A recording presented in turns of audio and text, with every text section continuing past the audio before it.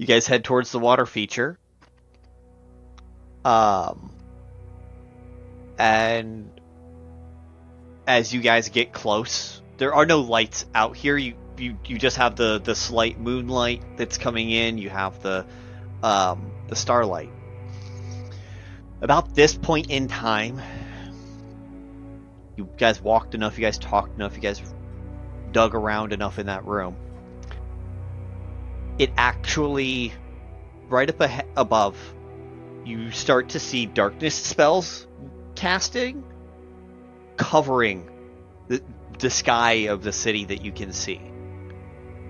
The only thing you can assume is that is happening everywhere around the city, and the city is becoming shrouded in darkness.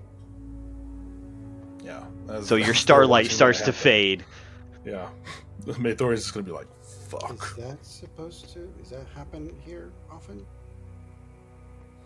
It has begun. No, not really. I believe that it's part of the show. I see. And are you from around these parts? I haven't been here long, and I'm still trying to figure out what is happening. I've been here. I'm not from here, but I've been here several times. Am I correct? Because Morwen engages with this area a lot. Yeah. I'm familiar. And so,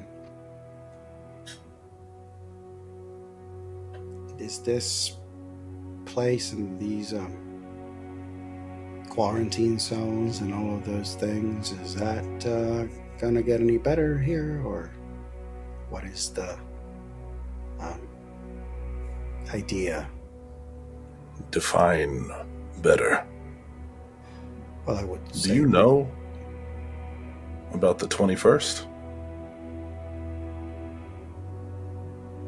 The what? The city is falling. You mean... Yes. All right. Why are people not just leaving? Like you, not everybody knows. Why would people not let people know if the city is falling? Would I have a good answer to that? The only people you know that you could blame would be the heads of the Council of Tauliva is the only people you know of to blame. Other than that, it's being kept under wraps and being kept hush hush. You only know because of Morwen. Yeah.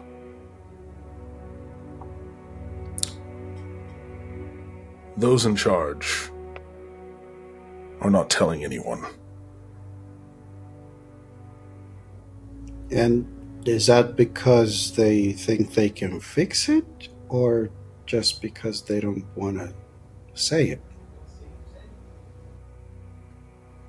I would believe the latter. That makes no sense. Why wouldn't Agreed. you let people know? Power fears panic. What's good to have power if there's not going to be a city to use the power on? I am vexed in the same way. But we'll stop it. We? We have a plan. So you're with people trying to stop it? I am. All right. And so, is you trying to stop it? Is that why you were looking for him? Whoever him is? That is part of it, isn't it? Yeah.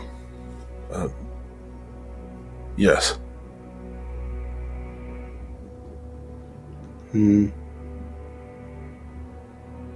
You see that? I feel like you see Kuerdo seems to be conflicted. You can see see that he feels conflicted. Yeah, you can see it, and I would say I don't think this is you're an intuitive person. Like your character is very investigative, so I would give you that this information is new to him, and this information is having him ask questions. Like he's pondering. It's that thing of like, man, I wish I could have just figured out a way to just leave this place before. Go ahead. Okay. I'm gonna stir the pot just a little bit as a player. Okay, do it. So back whenever I witnessed him go with the Aelothin, would I have put together that this is that same changeling that went with Aelothin? I'm going to say yes. That's a fair assumption for you to make. Then I'm going to go. Aelothin never told you. Can't say that I know him well. What is your relation to him?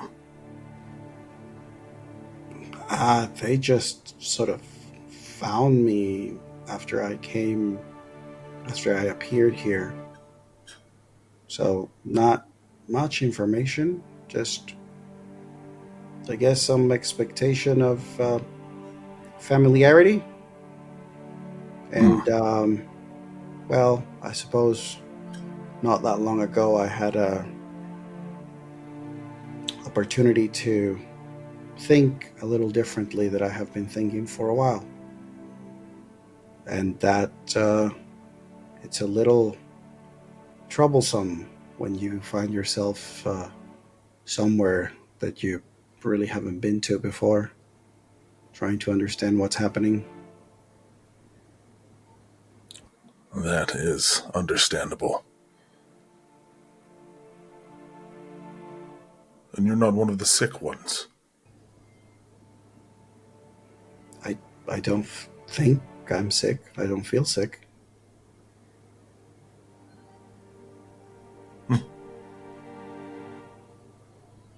Why should I be worried about getting sick?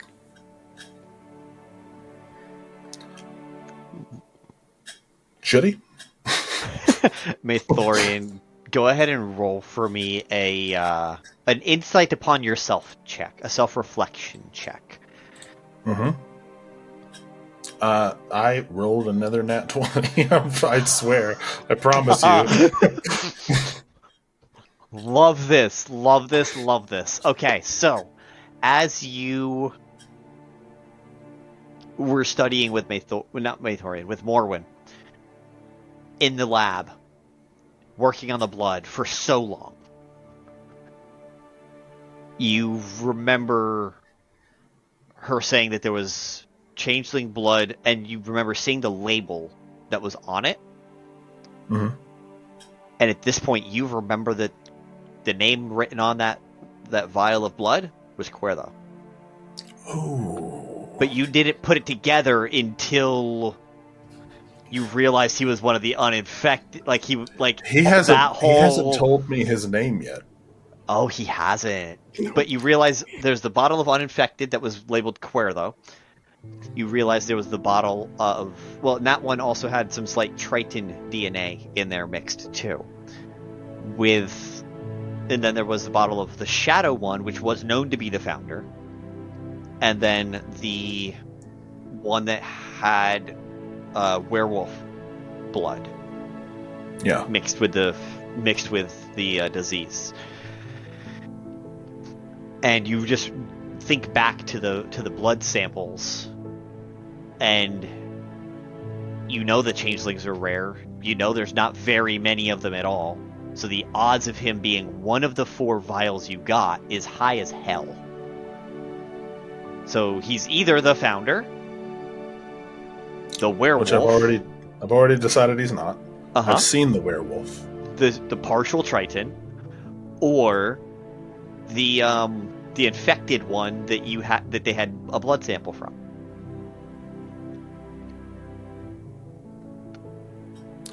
What is your name?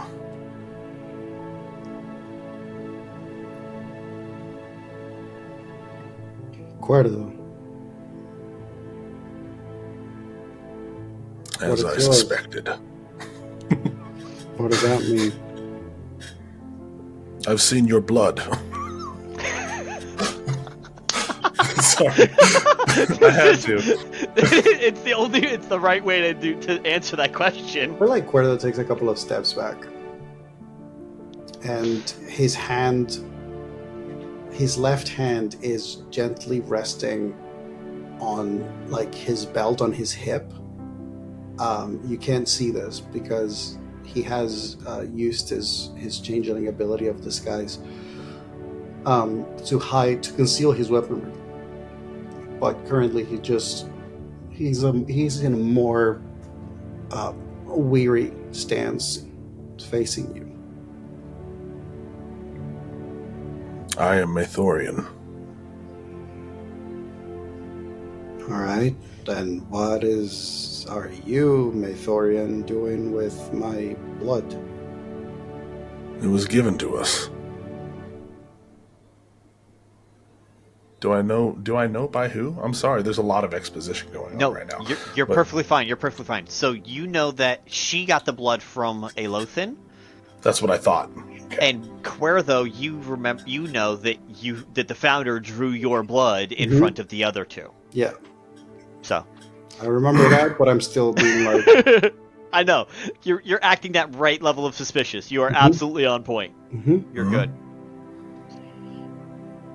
It was given to us by Aelothin. All right. So Aelothin is part of the group that you're trying to stop this whole thing. Not quite. Wait. You said you saw my blood. What did you see?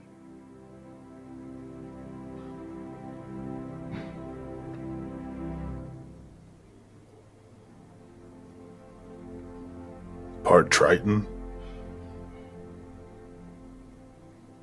And not infected. You see that it's not the infected part that catches Kuerdo and like moves him away. The moment that you say part Triton, that's the thing that all of a sudden Kuerdo is just like, he just seems so at such a loss. And he just sorry, did you say part Triton? Yes. Lady Morwen does not make mistakes.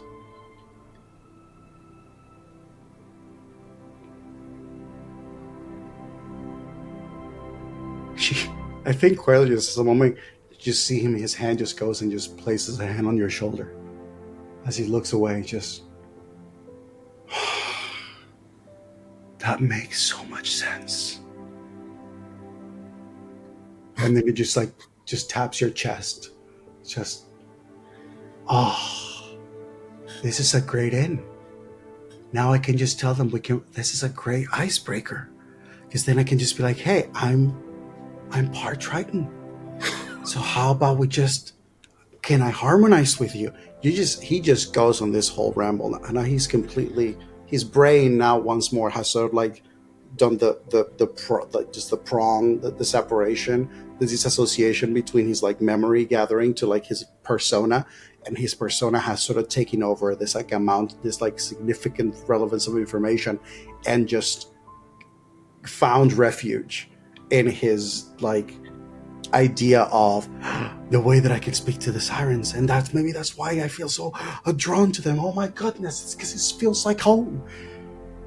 And now like this is the Kuerdo, like from this cautious Kuerdo, now you just have this one that is just like, the possibilities. Would I be correct in assuming that it's the same face you had when you started playing the music before your face did the full shift? It's definitely more akin to that. It is definitely more akin to this sort of like this idea of, it's like the imagination took off to the point that it just took him off the ground entirely, and his feet are not on the ground anymore. Not right now. Yeah, I kind of see his face kind of Jekyll and hiding a little bit for Maethorian right this second. Yeah, it's not like super severe. It's just that you can see that there is the Kuerdo that you've been talking to up until this moment has a guard. There's a defense. I am ready to draw a knife out of nowhere and stab you if I need to. Even if I'm being like silly and aloof, I have that. This version of Kuerdo that you're seeing, this Kuerdo, you could take a sword and put it on his shoulder right now, and he probably just look at you with a smile and be like, "What?" Awesome.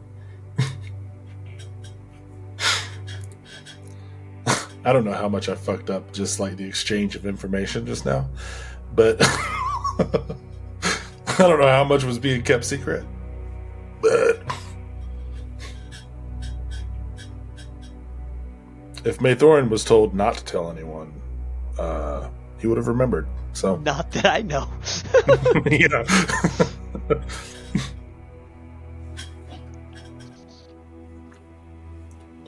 But, so yeah, then you are happy that you're not infected? What? Who's infected? Not you. Oh, yeah, no, that's good. Right, the infected. And the city falling. Wow. And you're stopping it, and Aelothin is there. And he gave you my blood. And Lady Morwen studied it, and she doesn't make mistakes. But the council is not saying anything. And the city's falling, but you're stopping it. And then there was the very pretty looking high elf. And then you see this whole journey transition, just like talk out loud, like reconnecting of linking the two parts. And then when he the high elf, like his eyes sort of had that moment of like recognition of, oh right, this is what I'm here for. And then his eyes go to look at the statue, and that's his attention. Like he literally starts moving without you, just like starts going in the direction to like keep going to what he's supposed to be doing. Maethorian will just tail behind him. Okay. So you guys get right up. You guys had that conversation right at the base of the water feature.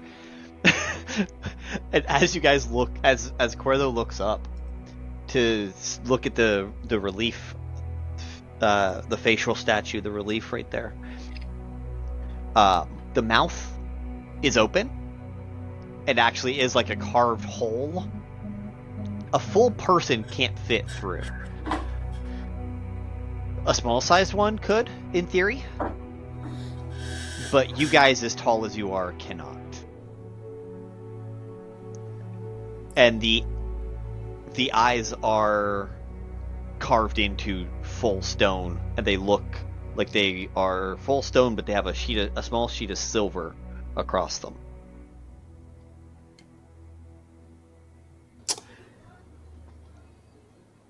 Eric. Yes. The shape-shifting of a changeling, is it illusory or physical? It's physical. Okay. True sight can't see through it. Correct.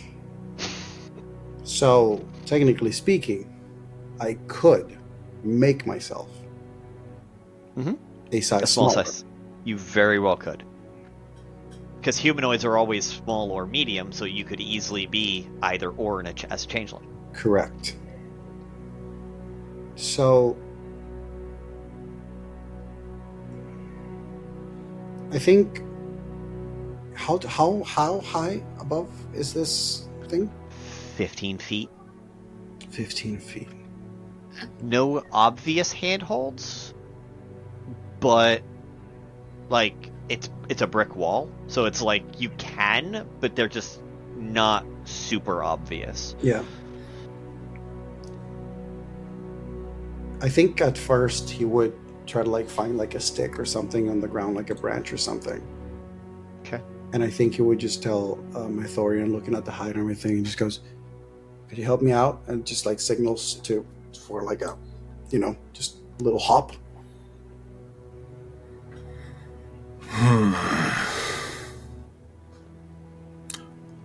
I am curious.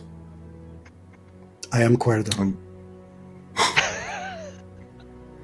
He is going to kneel and kind of give him his hand.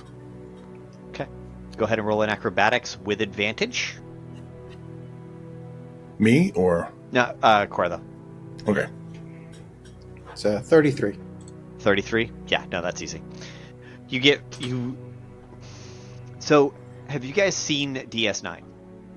Odo from DS9. Deep Space Nine Star Trek. Oh, yeah. So, you straight up jump and elongate yourself as you're shifting your form into the new form. And as you hit the mouth, it looks like a reverse waterfall. But it's Kuerdo just going straight into the mouth. And once you're in there, you see that there's a tunnel that goes back and then up, and it's a little wet because there's water that flows through here. During this time, Vaelith winks and looks over at Aelothin when he kind of gets grabbed, and then he feels the gentle grasp of Aelothin, right? And he hears him say sorry, and he looks at him, and almost in a way, is kind of telling him something with his eyes. What that something is up to Aelothin and what that means. But as Lupine shoots an arrow and it pierces his jugular, you'll see, if you look at Vaelith, you'll see him wink at you. And then he's gonna look over to where the founder is, because now he's got both of your scent. So what you don't see during that time is two psychic blades come out of his wrists, almost in thin air, and one in each hand. And as he's winking towards Lupine, he's gonna cast Thunderclap and head over to where the founder is. And as he's doing that, he's gonna slash at the ankles of Lupine, not to severely wound him, but to more of like, it's more of a, this isn't your fight, leave me alone. It's more of like a, get away from me, I don't want to deal with you right now. So he's not trying to severely injure Lupine or Aelothin, he's going after the founder. So you'll see him swing around his blade, kind of nip the ankle, right? Not looking, again, we're not looking for major damage. It's more of like a storytell, right? It's just like a nip around the ankle, and he's going to thunderclap towards the founder, which is my only action. And that's at a 5th level spell. Unfortunately, when I do that for both of you, you do have to do a saving throw. And yeah, you have to make a Constitution saving throw, and then you take 3d10 thunder damage on a fail save, or half as much on a successful one. And the thunder can be heard up to 300 feet away. And then, since it's a 5th level spell 4th level higher, it increases to 1d10 for each slot above 3rd level, which is 5d10. So that would be, I rolled 37, and you guys have to pass a saving, Constitution saving throw. DC? DC 18.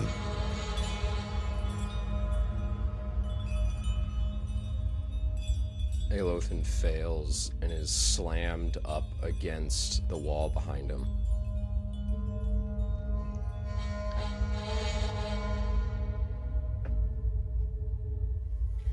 Pass with a 21. Nice. Okay. As I go up behind the founder, you'll see the two blades, daggers facing down, because that's how you fight. Don't fight with the daggers up, for those who are listening. Daggers down. Daggers down, and you'll see him kind of step to the founder, not necessarily looking to stab him, but he's stepping towards him, and he wants to keep away like 5 feet, and you'll see him just speak to him, be like, "Are you done with your games yet?"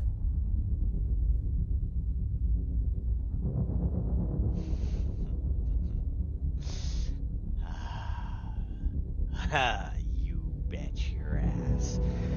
This has been a long time coming. I should have killed you over 2,000 years ago. And then that would be my turn. Okay. Aelothin.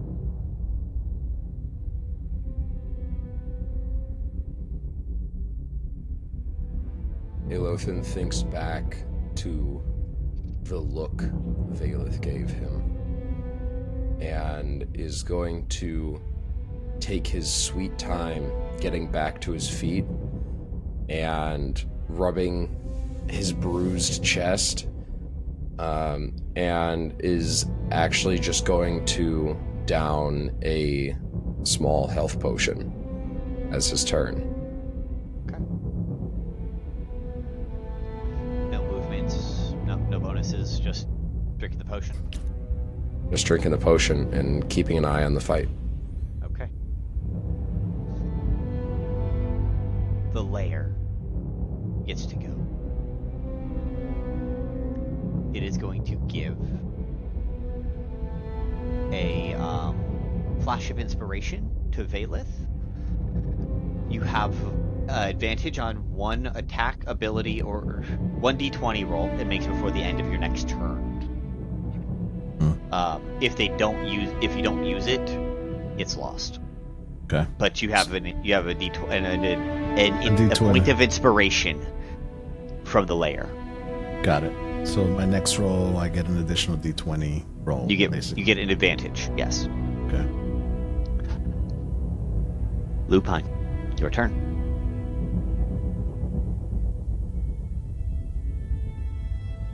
Lupine definitely takes a moment to kind of grimace and growl at the nick at the heels.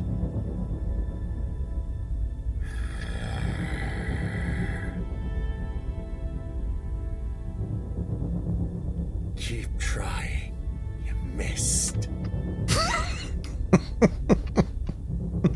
You just hear a laugh. That's all you hear. And then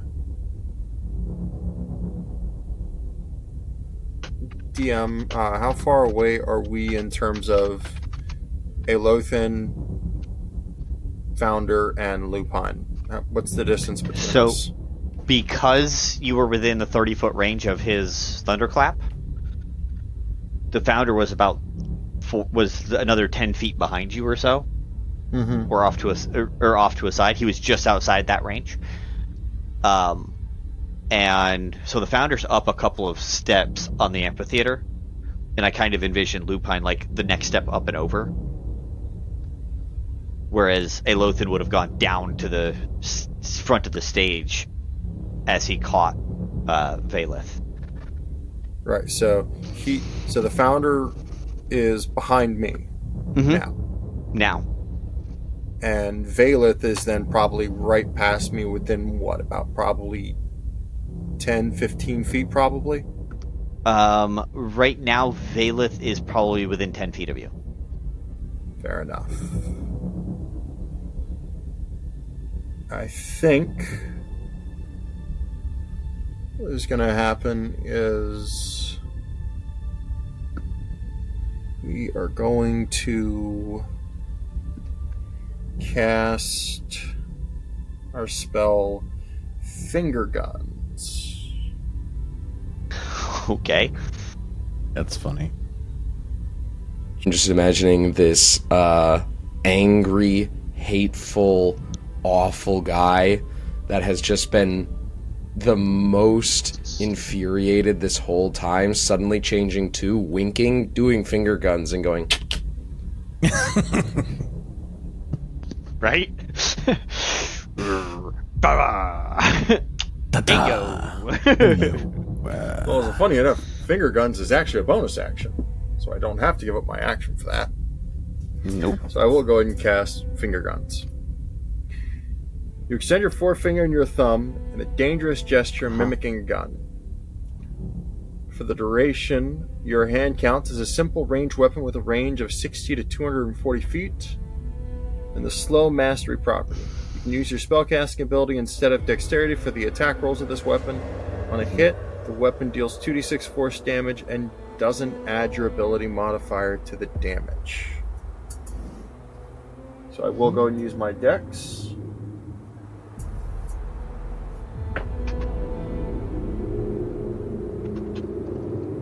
And wait, where's my spell?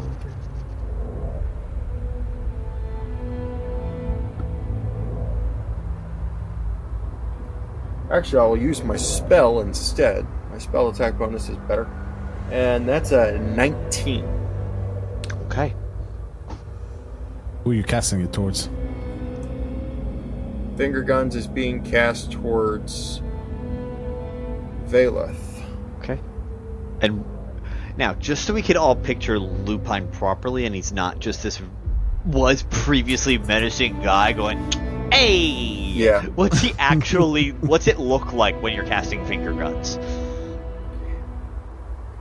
He definitely is not, casting finger guns. In particular, it's going to be just another movement of his bow, almost as if it's basically a silent force arrow in a way. So he somewhat stands back up straight from when he was checking his heals to make sure he wasn't fully bleeding. And of course, you just hear a snarl.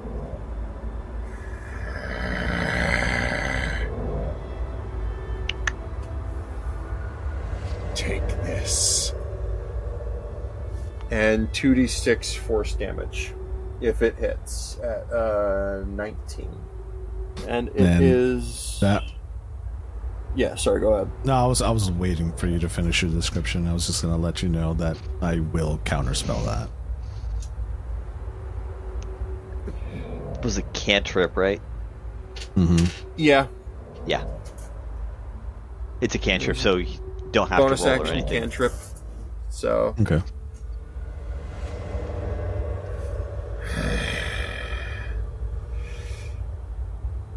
looks like you're trying to have all the fun. No matter. He will switch to his sword and bring out his shield, and he will attack. Okay. Still coming towards me? Yes. Okay.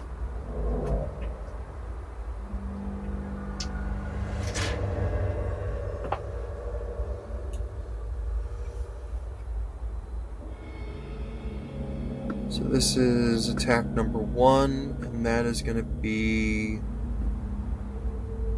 a 18 to hit. That misses. Alright, second attack is a 24 to hit. That hits. Alright. It is a d8 plus 5. So 10 damage altogether from that. Mm. You'll see him kind of, with the first swing, you'll see Vaelith kind of lean back a bit. Kind of nonchalant, very like... he's kind of not bored with you, but he's more of like... are we really doing this? Like, kind of giving you that look, you know? Like, are you for real? Like, and he's just gonna lean back, and you're gonna see the sword kind of swing right by him, and he'll give you a look again, kind of side-eyed as you stab him, and just be like, he just kind of gives you that shrug, like, really? Like, we're really doing this?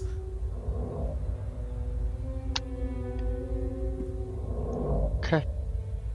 And with the hit of the longsword, I have part of my abilities is for longsword sap. If you hit a creature with a longsword, that creature has disadvantage on its next attack roll before the start of your next turn. ooh, So mine is neutral nice. then, because I have inspiration. You'll be able to neutralize it. Yeah. Yep. Okay. The Founder's turn. You're a little too close, so he takes a step back, knowing full well this would provoke an attack of opportunity. Mm-hmm. And he's going to cast Chains of Vaelith on you. So I need a dexterity saving throw, DC 25. Okay. That's a nat 20, baby, with a 5. With a 5. With a 5. So that's a 25. Nat 20 with a +5. Oh, Yeah. fuck yes. Okay. Okay. Just for flavor, could it just fail completely and just hit Lupine? Like, I just dodge it, and he just gets hit. Ooh.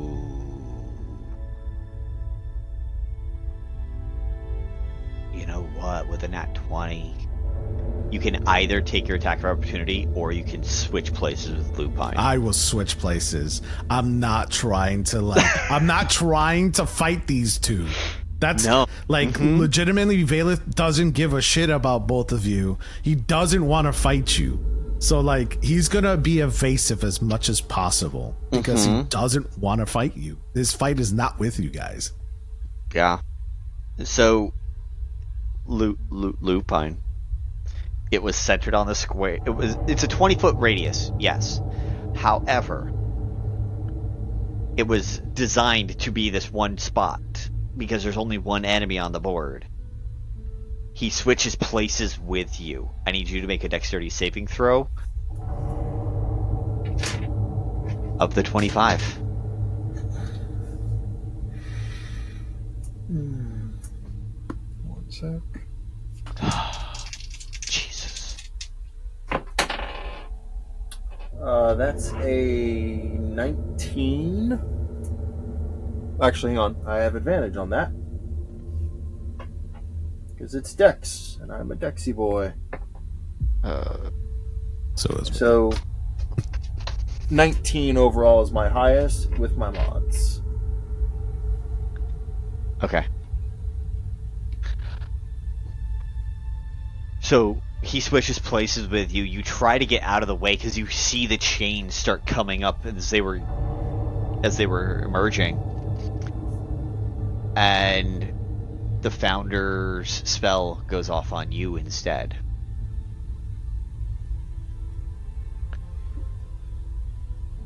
And you take 30 points of piercing damage as these chains just wrap around you, and you are now restrained.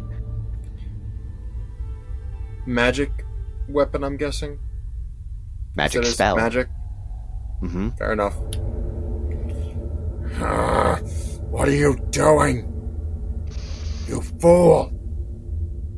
And he immediately drops it. But it was to show that he wasn't trying to hit you, obviously. And then as a bonus action... See how he turns on you guys so easily. Does she have any bonus actions?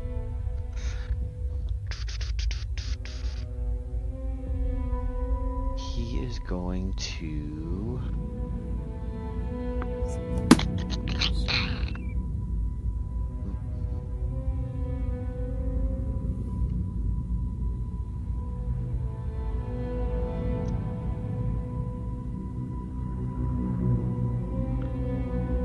Well, he doesn't have... Okay. Can and will go ahead and quicken spell True Strike and go up and smack Vaelith with a staff that just appeared that he pulls out of his cloak. He'll take it. And it's going to be... that was a 28 to hit. Yeah. He'll take it. Okay. Either way, he'll just... I'm just letting you know he's not moving. Uh-huh. Like, he's going to look at you and take the hit. 19 points of damage as he just poof comes up and just smacks you with this staff. You'll see his head just turn sideways and just... You wanted me to get my hands dirty. Let's fucking go. It's about fucking time, you little bitch. And Vaelith will look at both Aelothin and Lupine. And you'll hear from Vaelith. You'll see how quickly he turns on you. Whatever he promised you, there's always a catch. Always.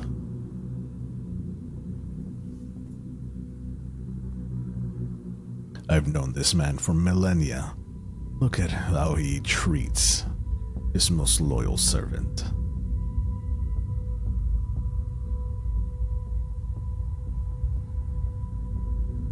You have no idea who we are.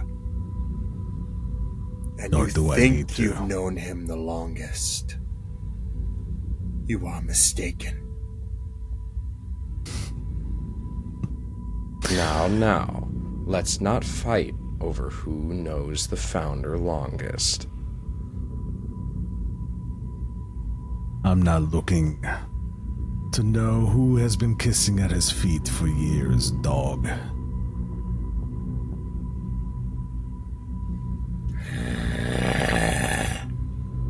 Watch it, Pale One.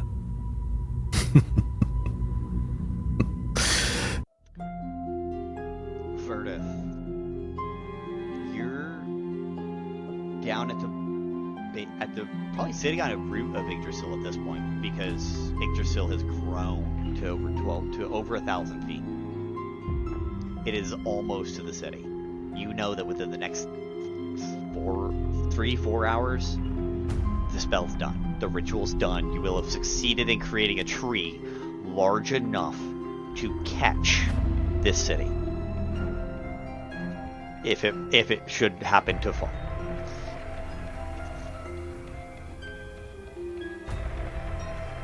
A couple hours ago, a group of 5 guards claiming to be from the city here to help you on behest of a friend showed up, and they've been playing cards or dice or something on the other side of the tree as you're just sitting there, probably smoking your pipe, if I'm not mistaken, knowing Verdeth in his pipe. While I've kind of been taking a break watching as Yggdrasil has grown, and I've just been there, I've been just using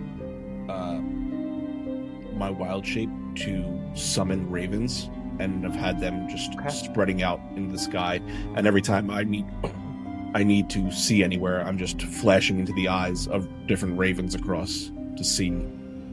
Okay. One thing your ravens would have seen through that time then is on the western bank of the lake of the lake that this city hovers over. You would have seen a very large Death Knight army, numbering, your best guess right now, 10,000, massing on the other border, on the border of the lake. Okay. I'm assuming that bird kind of stays there and hovers for a second. Yep. We're gonna keep eyes on that. They're still about they're well over a mile away. It's just the lake. They're well over. It's a giant fucking lake. Like, this is not a small lake. It's just that far away, and you just see that there's still 10,000 people, and they're massing directly across from you, like in a straight line. Can I use Munin to legend lore that Death Knight to see where he's coming from and what he wants? Oh, you sure can. It's not even going to cost you a use of legend lore. Your Raven's eyes tell you on its own. Because on the pauldrons, you see a crossed flail. You know that to be only one person who has a Death Knight army and a... Now, it was much smaller last you saw it. But that was over 1,500 years ago. Cool. And that is Faeril. Is she here to help? You sure as hell hope so. You haven't seen her in since your wedding day. You haven't heard about her for over 1,000 years. And as your Raven circles and gets a good eye on the count of troops, you do see Faeril appear at the head of the army, and then your Raven feels the icy chill and the teleportation entrance of Eden standing right next to her.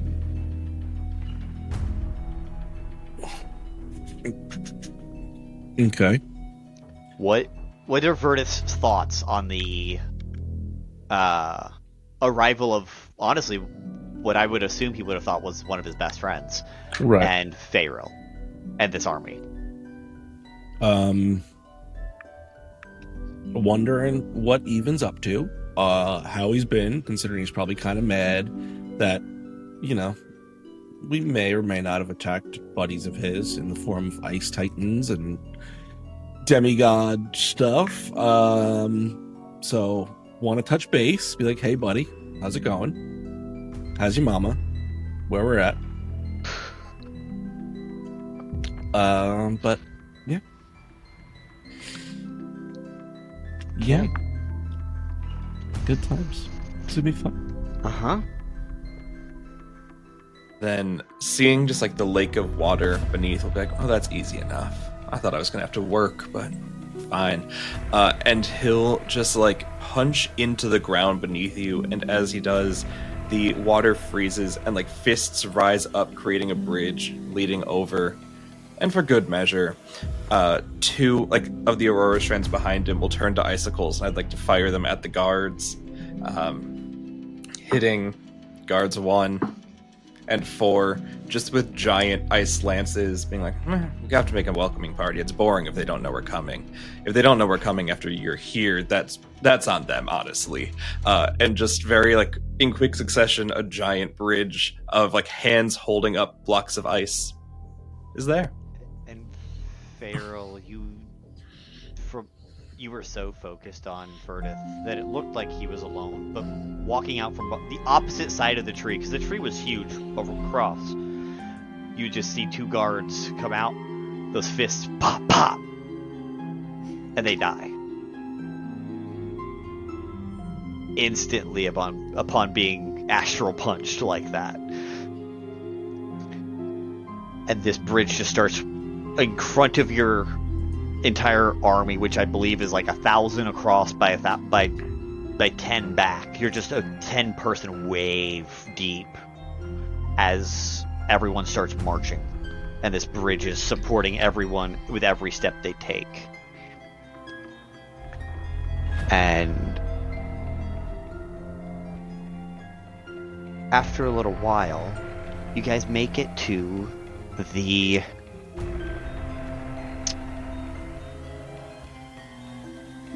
the other side. However, your army was too wide across. So, as you guys got closer, even correct me if I'm wrong, but your fists just go up and around so that the army can just surround this island. I think Faeril is just going to stand back, and just casually just watch this all happen for a little bit. Okay. And look to Hyvind. She's enjoying what she's seeing. Are you planning to let them do all of the work, or are we waiting for a signal, or are we just letting the day pass? What's our plan here? I'm just enjoying the show. Got it. So the rot has to be done after you feel satiated. That's one way of putting it, yes. Cool. Not judging, just asking.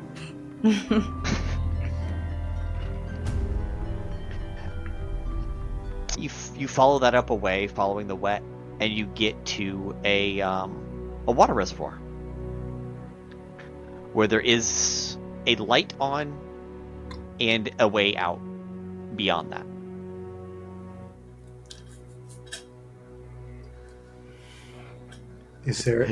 There's a light on. Mm-hmm. Just right in the right above the, just like a light spell, hovering above the water. Do I see anything in the water or around me? Perception check.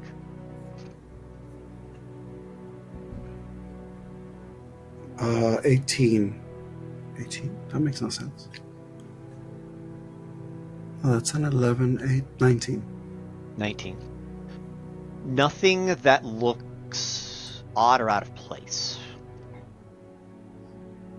However, you remember you were given this by Aelothin. Mm-hmm. Did he set things up for you ahead of time to take you somewhere? Or is this just always here? That's something for you to grapple with. Are you being led on?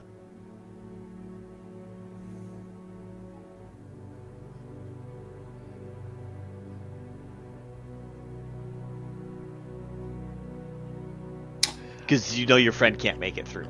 Right. There's a part of me that I feel like Kuerdo has a moment when he's inside there in this place, looking at the light above him and the waterfall, like the walls around him. And I feel like he just has a moment where he just goes very still. His hands sort of reach for the surfaces and like touching and feeling the walls near him and the water. You said there's a waterfall? No, it's a water reservoir. There's the water reservoir, yeah. But he has the water there. But I think like this physical moment that he finds himself in feels very fitting to how he feels internally. Like there's this like light on, but he's in a place that he doesn't know what it is. He has walls around him, very close to him, and there's no clear answer. And so I think this is the first time in a long time that Kuerdo actually takes a moment to take a deep breath and just exhale heavily, because he feels this is the first time that it is dawning on him the realization of how much time he lost, how much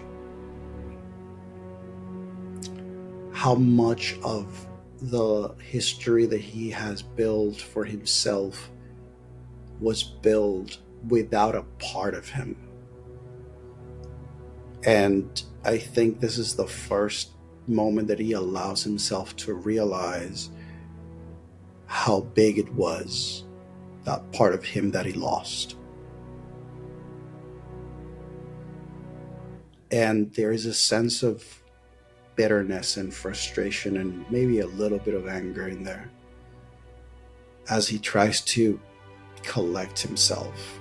The version of him which is the cautious version, sort of taking the lead in his expression. And he moves toward the exit.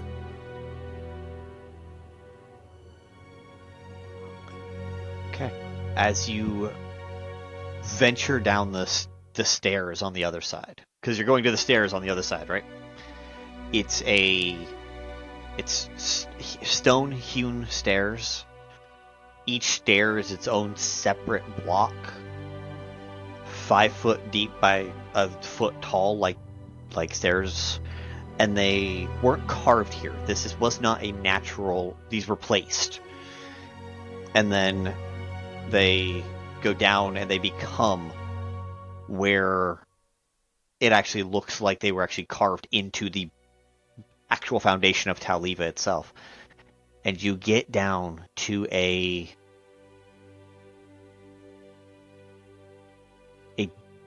cobweb-covered door with a silver knocker and handle.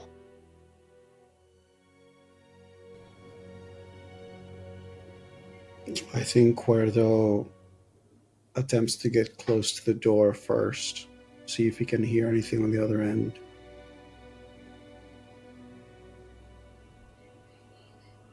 Roll perception for me.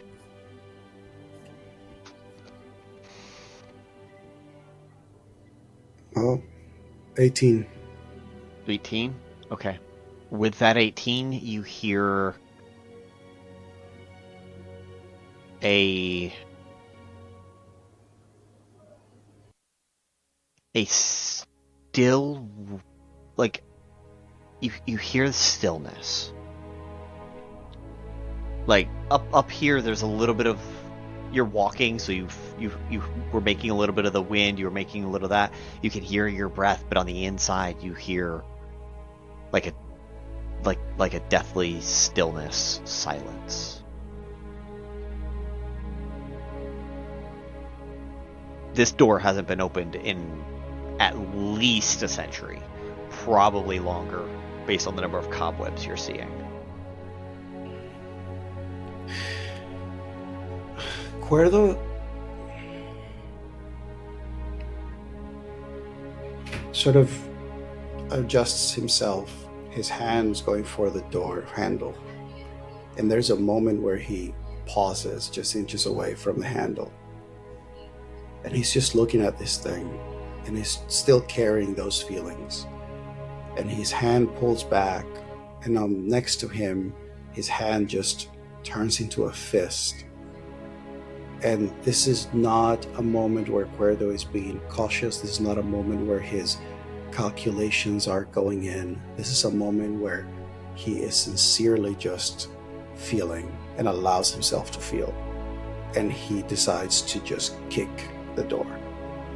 You see them exchange words, and then the army files into 1,000 deep, 1,000 wide, by 10 people deep, rank and file, as ice fists just start forming up in front of them. As Sick. Even forms an ice bridge, and they begin marching towards you, with Faeril and Even in the back, not worrying about a damn thing, walking so lackadaisical it's not even funny. And the army gets closer and closer, and over the next 20 minutes or so, they finally do get to within range of any of your spells. Go ahead and roll me an insight check, because you can now see a little more clearly on Faeril and Even's face. Well, I rolled a 4, so that's 21.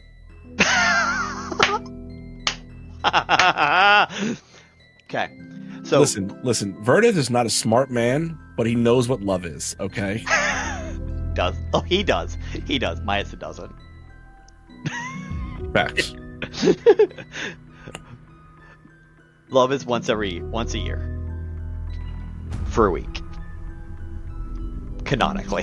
So many jokes I have in my head now. So even... So glad I'm here. You should be. Even looks no different than the last time you saw him.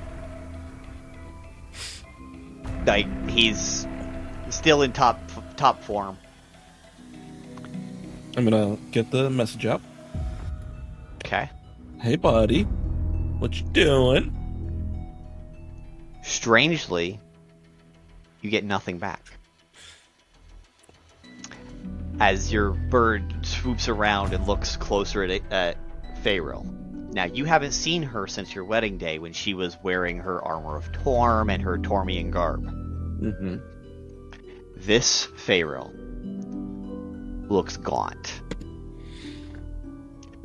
Graying skin, black running from her eyes that looks like tear stains on her flesh. Mm-hmm. Her armor is black and necrotic. This is not your Faeril that was your friend. Do I see anything through True Sight? Any, like, extra bits? No. No. Okay. No, this isn't nothing's hidden. They are. Faeril is obviously here for not friendly means, not friendly purposes. Okay. And even you don't know why he's here, except maybe as transportation, because he's the one summoning the bridge. Okay. You don't get malice when you look at him. He's always been a harder read. He's always been a harder read to get for anybody. Too bad Shade and Destiny weren't here to lend you a hand in figuring out their bestie. Yeah. And as they get closer, 1,000 people wide is not going to fit on your island. Mm-hmm. The ice is not going to just come up and meet your island. It's actually going to surround your island. So this island is now 50 feet in each direction bigger by just of ice, which you could theoretically melt. And there are troops on there, 10 people deep, as they just fully encompass you and your 5 little guards, who are feeling very, very sad because 2 of their friends just got punched by astral fists. So, Aina, you left like any good princess, you left the ball early. It was going to go on for another 3 hours or so. Absolutely. Possibly more. But it's 1 o'clock in the morning. It is pitch black, borderline void out. The only lights you see are the lights on the streets, and you're starting to see neon signs pop up where they weren't there this morning as you were walking through the fair. Because it's Taliv after dark now. So they are prepping everything to be that more neon vibey side of things. And as you're walking down the market square, there's probably half a dozen people working on some random stuff with these signs, but walking up to you, you see this human/dragonborn hybrid approach you.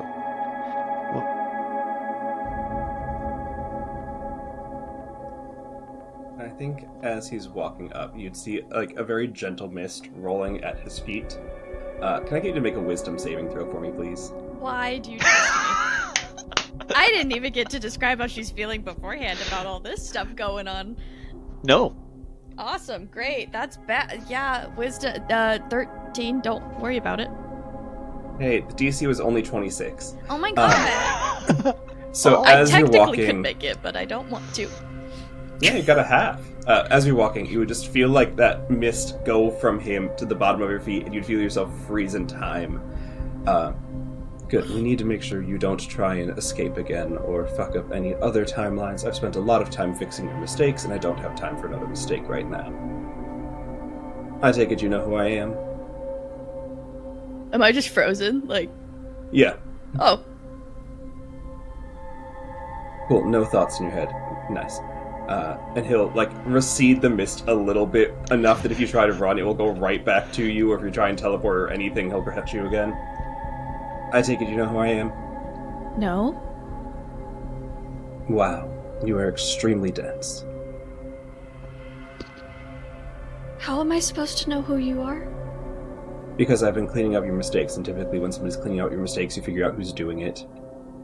My name is Sylvain, and I'm here to make sure that you stop causing problems throughout the world. I didn't know I was doing that. Really? When you left a city in ruins, riding through it on a motorcycle with a dragon, or when... Oh, okay, laughter at the first one. Clearly I don't need to continue. No, that's not in character. That's me. I know. God. Ballista City. God, best city in town. And other such deeds. Do you remember those? The city is in ruin? Yes. I had to take a lot of work to fix it. It took me an entire 20 minutes. Are they okay? Is everyone okay? They are now. No, you killed everybody that lived there. What about the dragon that was chasing us? Not dead, but it took me a lot of time to track it down and ask it questions. Okay. So that's kind of the thing that chased us. So you're blaming your faults on someone else? No. I don't know what's going on. And the first time any of this was explained to me was just a couple days ago. Yesterday. It was just yesterday. It was yesterday. DM. When Nyx? Yes. Nyx was yeah, just okay. yesterday. Got it. It was just yesterday. What?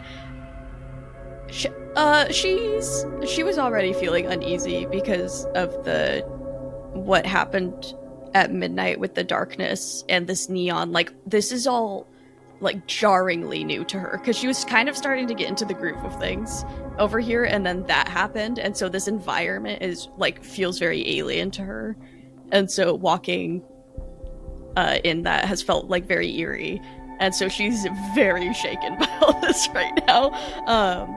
And I think she does take a step back, not trying to run. It's just she's feeling very confronted, and it's just what do you want to know? Well, I don't need to know anything. I need to make sure that you stop causing the problem, and the easiest way for you to stop causing the problem is to simply erase you, or send you back to your own timeline. Please don't erase me. I have people here. They're important to me. Yes, many people have people that are important to them. They die every day. You were supposed to die several thousand years ago. But I didn't. Correct, and that is the issue. I didn't mean for it to even show up here.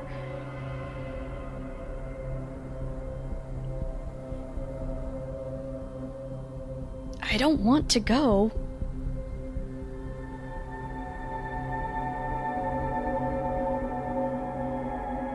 Look, if you had talked to me just a day ago, I don't think I'd even try to argue back, but I feel like things have changed since. A young lady came and helped me, and I haven't really had any problems since. A whole day of no problems. That... You seem powerful. Is there any way you can see if it's fixed? Yes. Would it appear fully fixed? As you look through some magic in your time mumbo jumbo that Sylvain can do, you don't see the fractures. You don't see, as you go through some Rolodex of history stuff, you don't see Aina's anymore. It's not that the things that they did aren't there, it's they are not there. Was it someone else did them, or name replacement through history, or was it an Aina? So it's still working itself out, but it looks like it is fixing itself, and this is where she belongs now, is the way it seems like it was back in year 0, and now 2025. She got to skip the hard parts. Well, you seem fine, but who knows how long that will hold for. And it doesn't make up for the fact that you're not meant to be here. You are uncomfortable. Would you like to have this conversation somewhere else? I don't know. What do you mean somewhere else? You are used to traveling wherever you want. I imagine that's how you get around. Walking?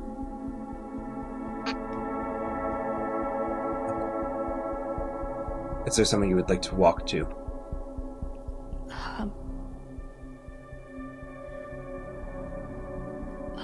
No.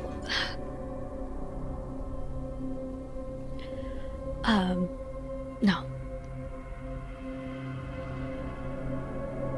Her head is like, I can't go to Cass's house because I don't know who this guy is.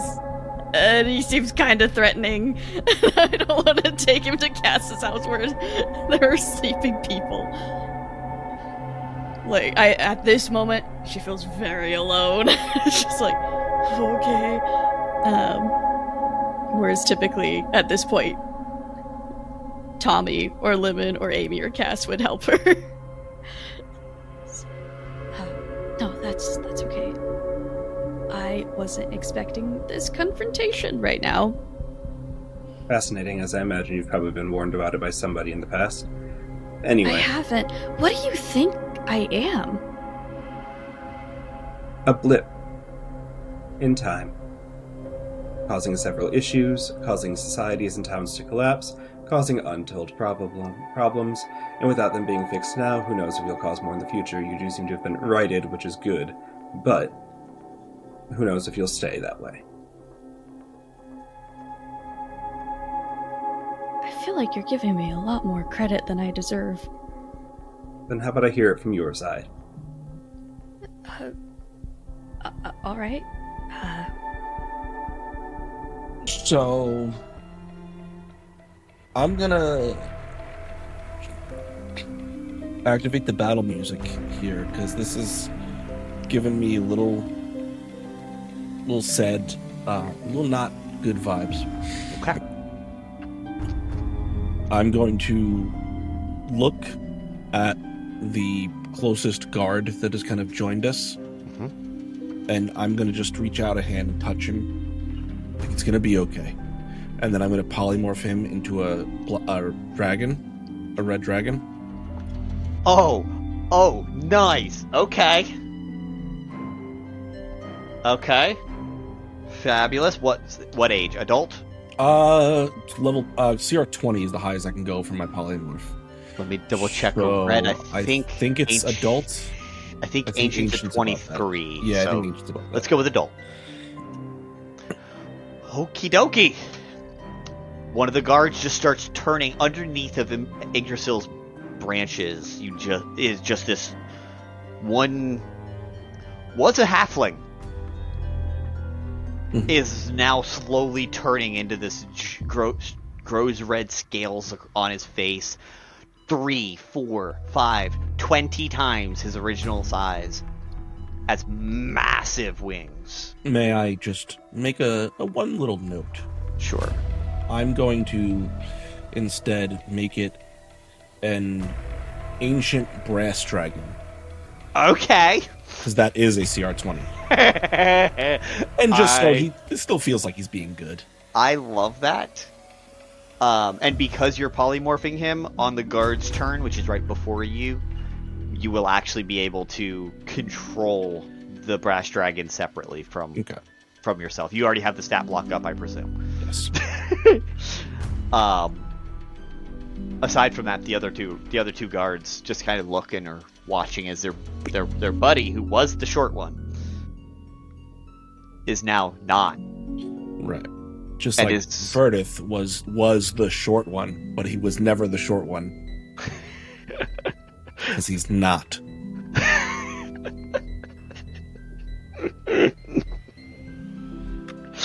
I love that the founder started that whole joke. Okay. I wonder how they're doing in that fight. Hopefully, yeah, me too. You'll see. I don't even know if it's blood. Whatever comes out of Vaelith, because like he doesn't bleed. So you'll see him kind of just like spit towards the ground, and you'll see that he'll look at you, Lupine, and the nick that you received from me earlier, it was just a scratch. And hopefully you recall that if he really wanted to, he could have took your ankles out. But he didn't, and he chose not to, waiting for the founder. Why did you? What is your endgame? Founder, what the hell is your name anyways?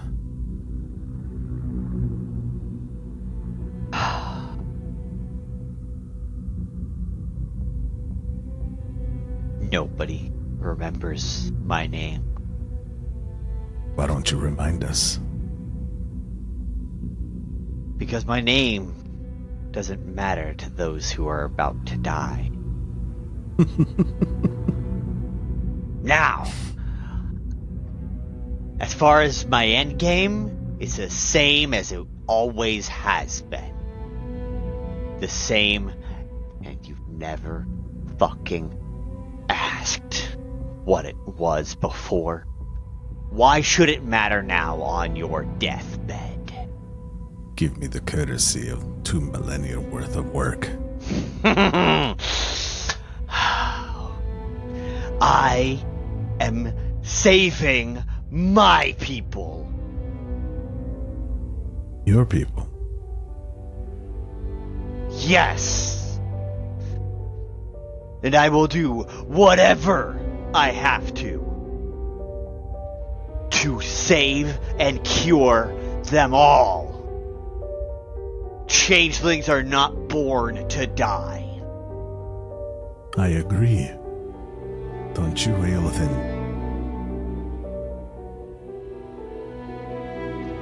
Of course. What is it that you seek here?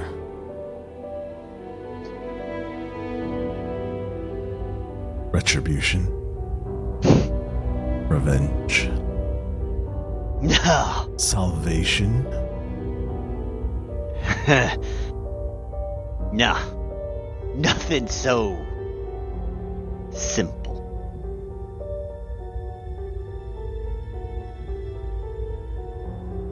I seek to save my kin.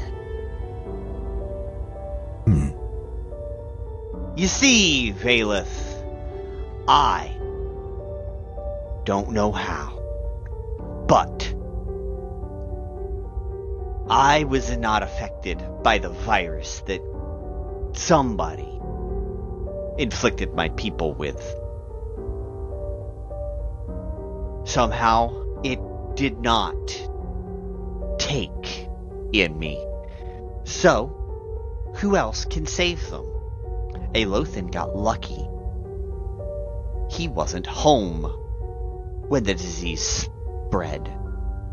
He was off taking care of our arrangements with the rest of the Fae. And Lupine, well, he wasn't so lucky. And then he got bit by a werewolf. So, the three of us are the only people who know and have the capacity to keep the course and find a cure. Everyone else would only worry about themselves. So you meaning to tell me, 3 of you are Fae? Of course. You know I'm a changeling.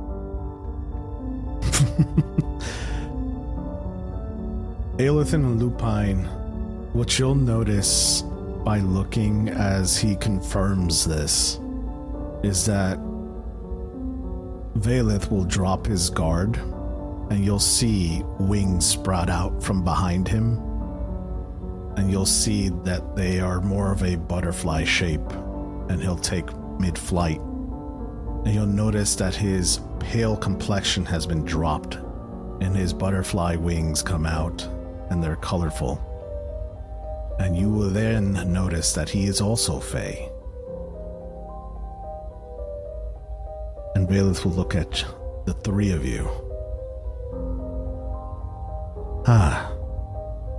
So, a fight between the Fae, you say?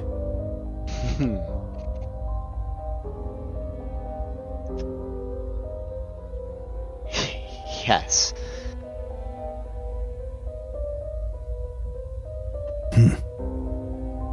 And you think that you're the salvation. Why don't you think that Aelothin couldn't save the people? Your people. That it has to be by your hand. Because you hold all the answers, you piece of shit. I never said it was me. I said it was we. Ah, yes. Now you change your tune after 2 millennia. Now it's we. Everything was me. Because why on earth would I reveal their existence?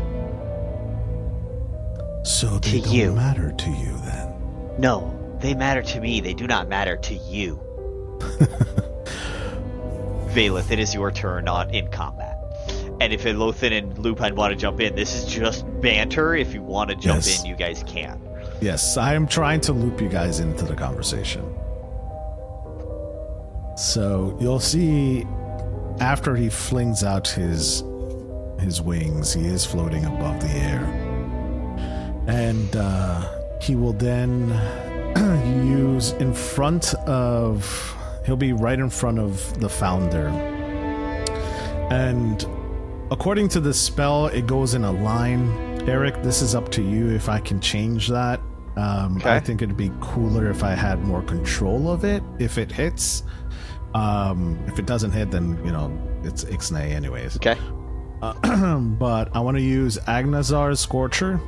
The way I want to use it is more of a spell where it kind of grows out of my dagger, and it's attached to the dagger. So I'll kind of throw it in a way where it just beeline towards the founder, so that it goes around Aelothin and Lupine, because I'm assuming they're in my direct line of sight.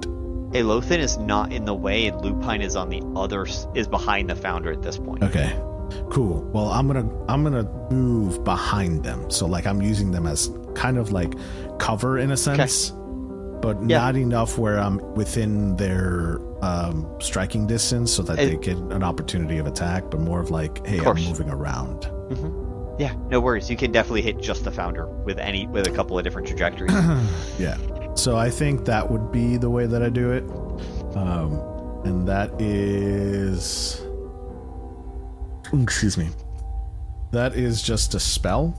I don't think there's a roll for that. And there is a dexterity saving throw, though. Okay. Dexterity saving throw from the founder? Yes. Would help if I wasn't rolling a d10. No, you can go ahead. Roll 3d10. That's fine. That is only a 13. He fails. Okay, this is a DC of an 18, so you failed on that.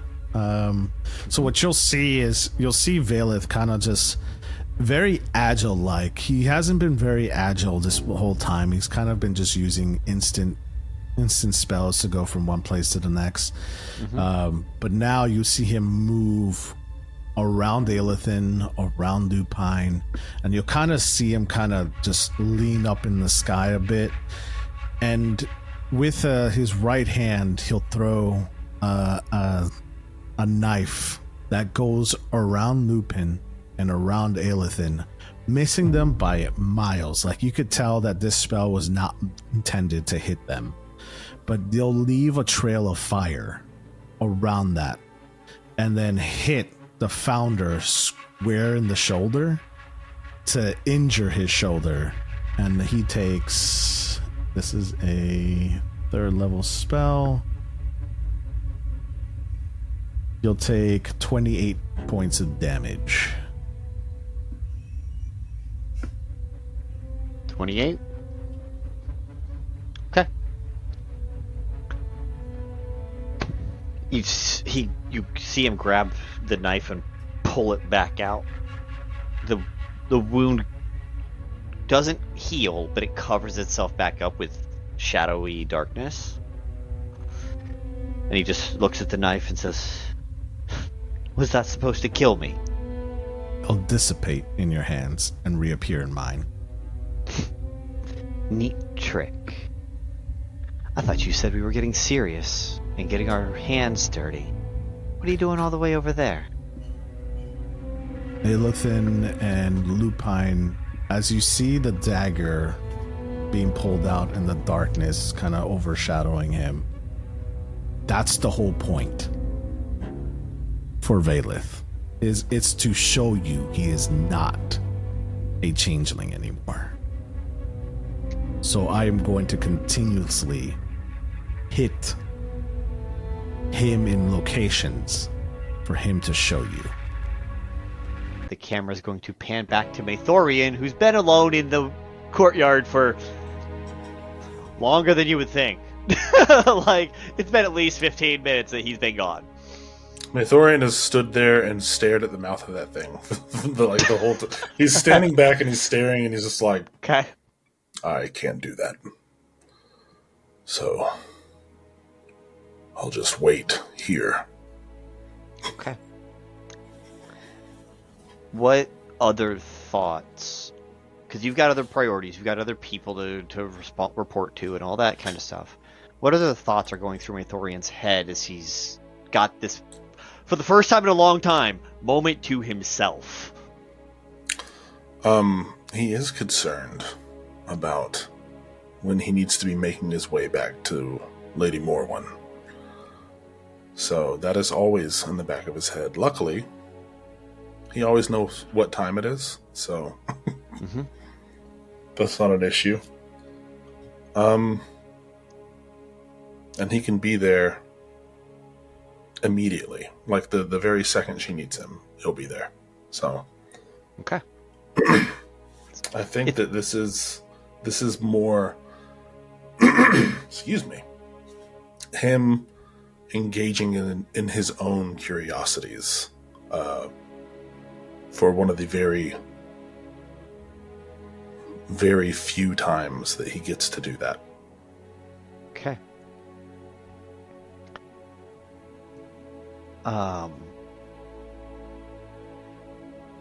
Roll a perception check. Investigation check, as you're staring at. You've been staring here for 15 minutes. I'll give you an investigation check on something, even if it's that far away. The relief of the of Mistress Melisandre.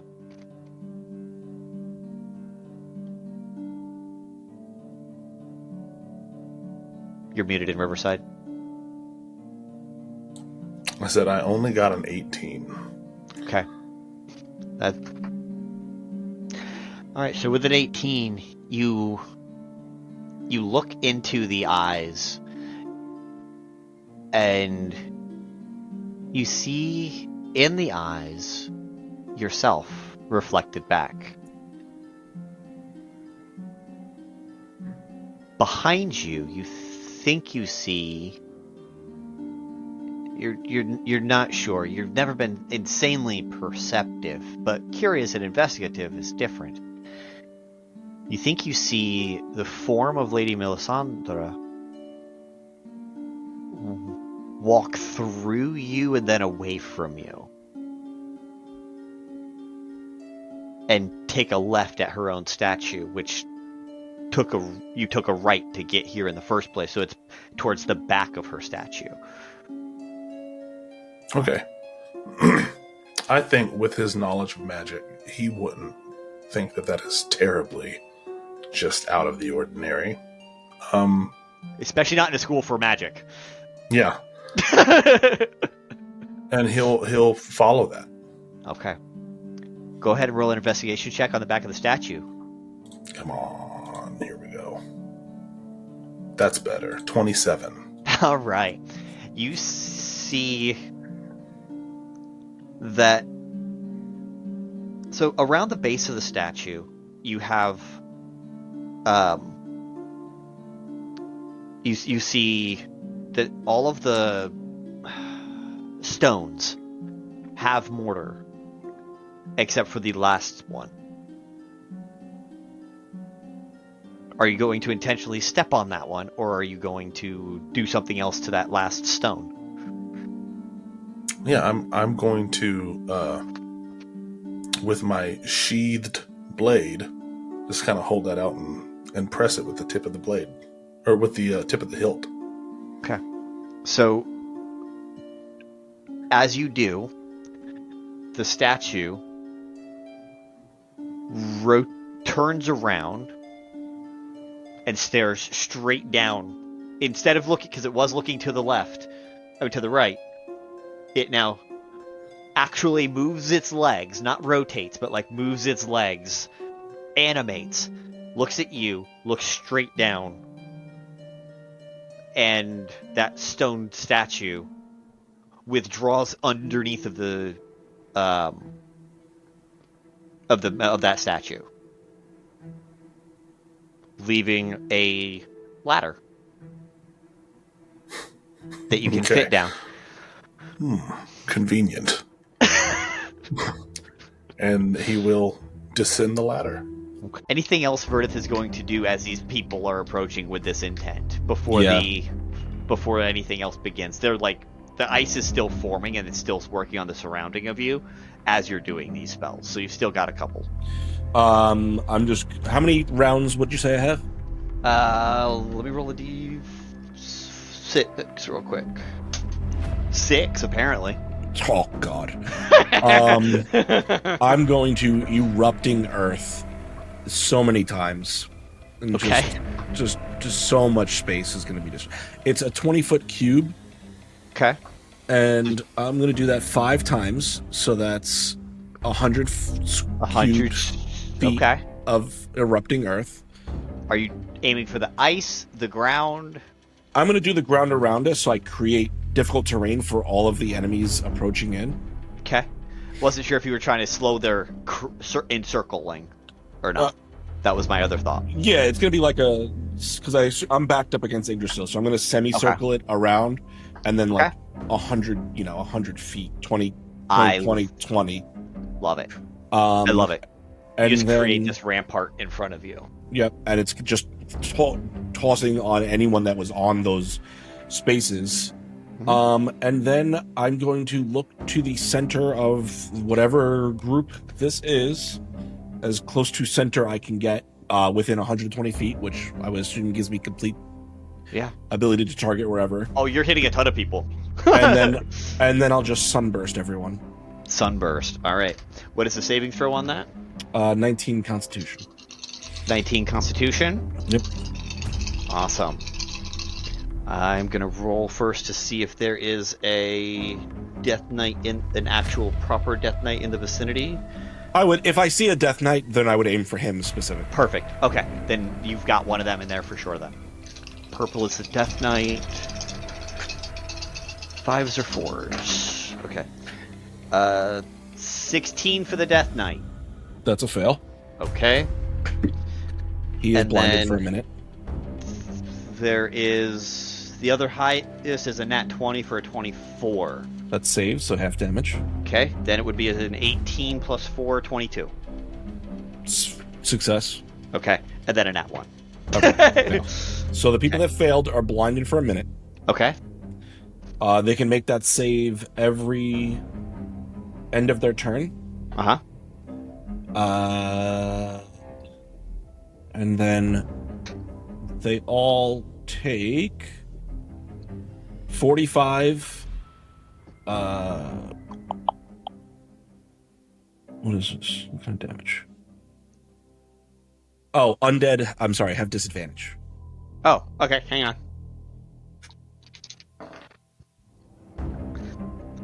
That would be a 17 would be the new highest. So they all that's fail. all fail. So Perfect. that is radiant damage. Okay. 45 radiant damage. 45 radiant. They are not affected negatively by a vulnerability, so you're good there. But it's still 45. And it dispels any darkness in the area. Okay. It was naturally midnight anyway, so there's no actual darkness spells or anything like that are being used. Okay. Okay. So you use that one sunburst. And you know there's 10,000 of them. None of them explicitly died, but they are hurt. There's several hundred that are hurt based on that sunburst, and then those erupting earths. You got some of them in that erupting earth, knocking them prone, knocking them back, doing a little bit of damage. Sure. And that would be my 6 turns. Okay. Of preparation. Fantastic. I love it. And the dragon would just be doing flybys of fire breath on everyone. All right, go ahead and roll. They have to roll against the saving throw. So let me go ahead and do that real quick. What's the saving throw against that brass? 21 dex. 21 dex. They are not dexy bitches.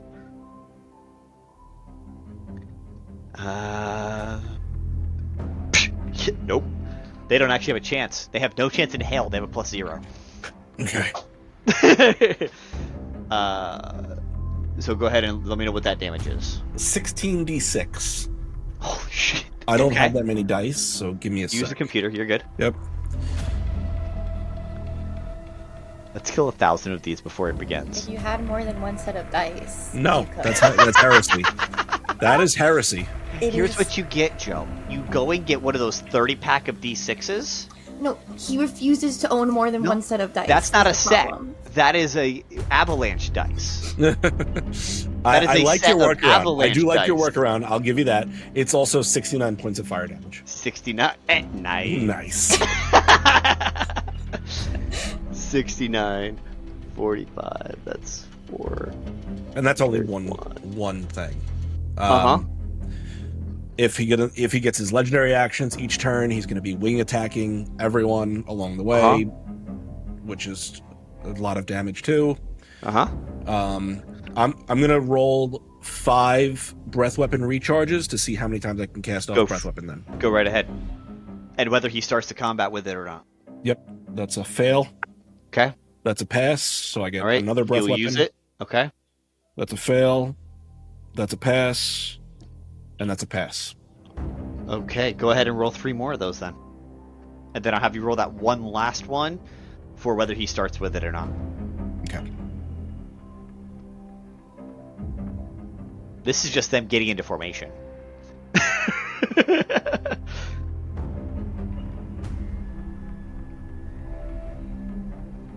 Come on.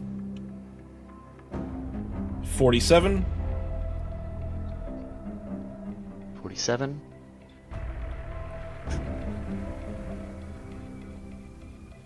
48. 48.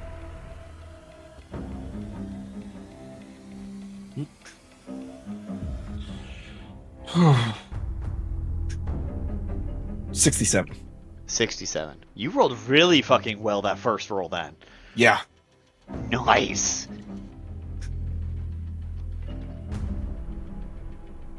2, carry the 1. It's going to be 162 in addition to all that. Okay. I am just going to go ahead and say that dragon alone goes around the backside, melts the ice, and drops the equivalent of 1,000 of these straight into the water, stopping the ice in its tracks so it does not fully encircle the tree. It gets to where you are at about that halfway marker, maybe just a little beyond that, but you were able to stop a full flank on the tree. So they can't attack the tree without you being able to see them in your 270 field of vision type of thing. Okay. Hey, you're setting it up beautifully. Like, you're doing as well as you can right now. All right. Now, roll one more of those to see if he starts with his breath weapon back. It does not. Does not. Okay. Fantastic. And one whole platoon is gone. So I wiped them off the board of initiative altogether. All right. Now, are you going to make a call right now? There's still roughly 9,000 of these people against 4. You, a red dragon, and 2 guards. Me, a brass dragon. I'm sorry. Brass dragon, because it's a good boy. Yeah. Hey, Raphael?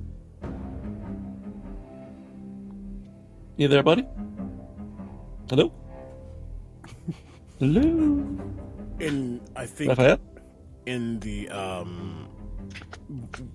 during whatever sequence most likely standing in front of Aina, there's a sudden shift. Yes. Are you doing the finger thing? Because you need to do the finger thing, otherwise I can't really hear you that well. I don't need to do the finger. I can hear you. I can tell you're not doing the finger thing. I'm doing the finger thing now. It's the ball. Okay, cool. I'm not so doing the finger thing. So there's like 9,000 zombies here trying to kill me. I'm not sure why. I mean, I've killed about 1,000 of them so far. In about 30 seconds. So it's off to a good start. But I probably am going to need some help. I've got like 3 guards here. I don't have a lot of faith in them. So I turned one of them into an ancient brass dragon. So he's kind of doing some work. Why are there thousands of necrotic entities fighting you? I don't know. Something tells me that's a falsity. One moment.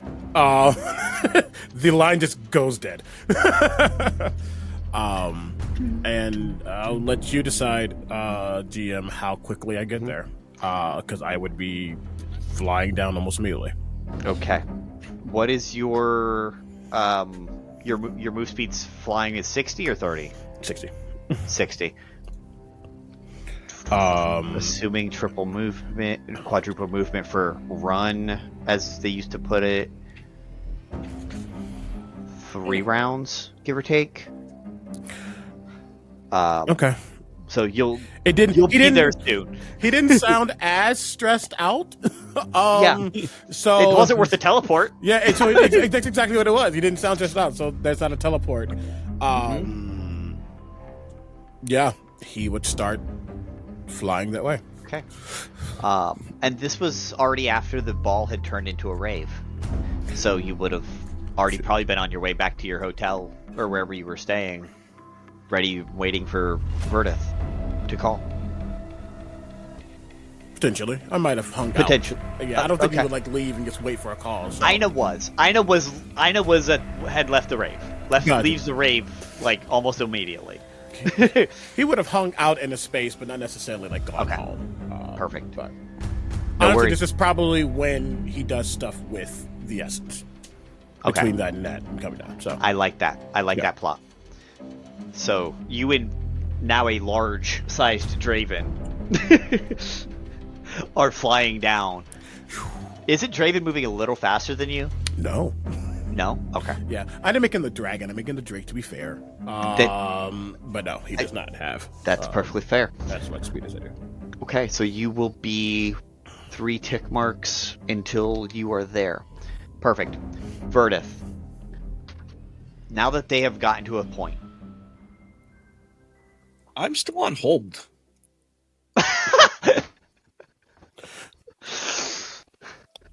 I'll be there momentarily. Okay, there you go. All right, cool. All right, I'll see you in a little bit. Love you, bye. He never says that. Flying faster. That's what got you into the run. That's what got you to the... Nope. All right, here we are. Shoom. Garnlow, roll a perception check for me. Through the... as you're through the spell, through the roots of Yggdrasil. That's the magical connection. That's an 18. 18. Okay. You can sense something is happening down at the tree, but nothing has... He hasn't told you anything's going on. He hasn't done any thing specific. So you just kind of get a sense something is amiss as you're... Well, what is Garnlow doing in the quarantine zone voluntarily hanging out there? If anything, right now, I would say that he is spending more time talking to people and just trying to get everyone to see that the virus isn't as bad. So yeah, pretty much. He's just trying to get everybody to understand that the virus is mostly there to help. It's not there to hurt anybody. It's trying to save. Okay. So you're talking to essentially the equivalent of a therapist to try and convince them you're not insane and you're actually being cogent. Roll a persuasion check for me.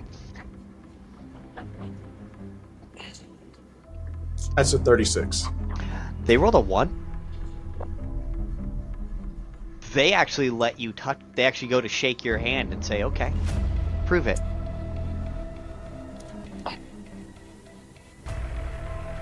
Okay. And I shake their hand. And as you do, a pale blue patch on the back of their hand just erupts from their flesh as you have now infected them. See? Immediately. See? You're going to be saved now. Interesting. I'll have to notate my findings for the short term until I lose sanity. Huh. Oh, I can work on that with you if you'd like. We don't all have to lose our sanity. Just be useful. You seem very useful. Huh. Interesting. I'll have to see how that works. And heads off to go interview a couple more people while he still is sane and has his own thoughts. Because he's assuming he's going to go insane here soon. That's fair. Yeah. I mean, yeah. For the most part. We're going to pan on over. Yes, pun intended. To the Feywild. Aransa. You've been here for... You honestly lost track of time. Oh, absolutely. I'm a soup. I've been traumatized. It's been a time. It's been a rough day for you. Yeah. Sauce brought you here.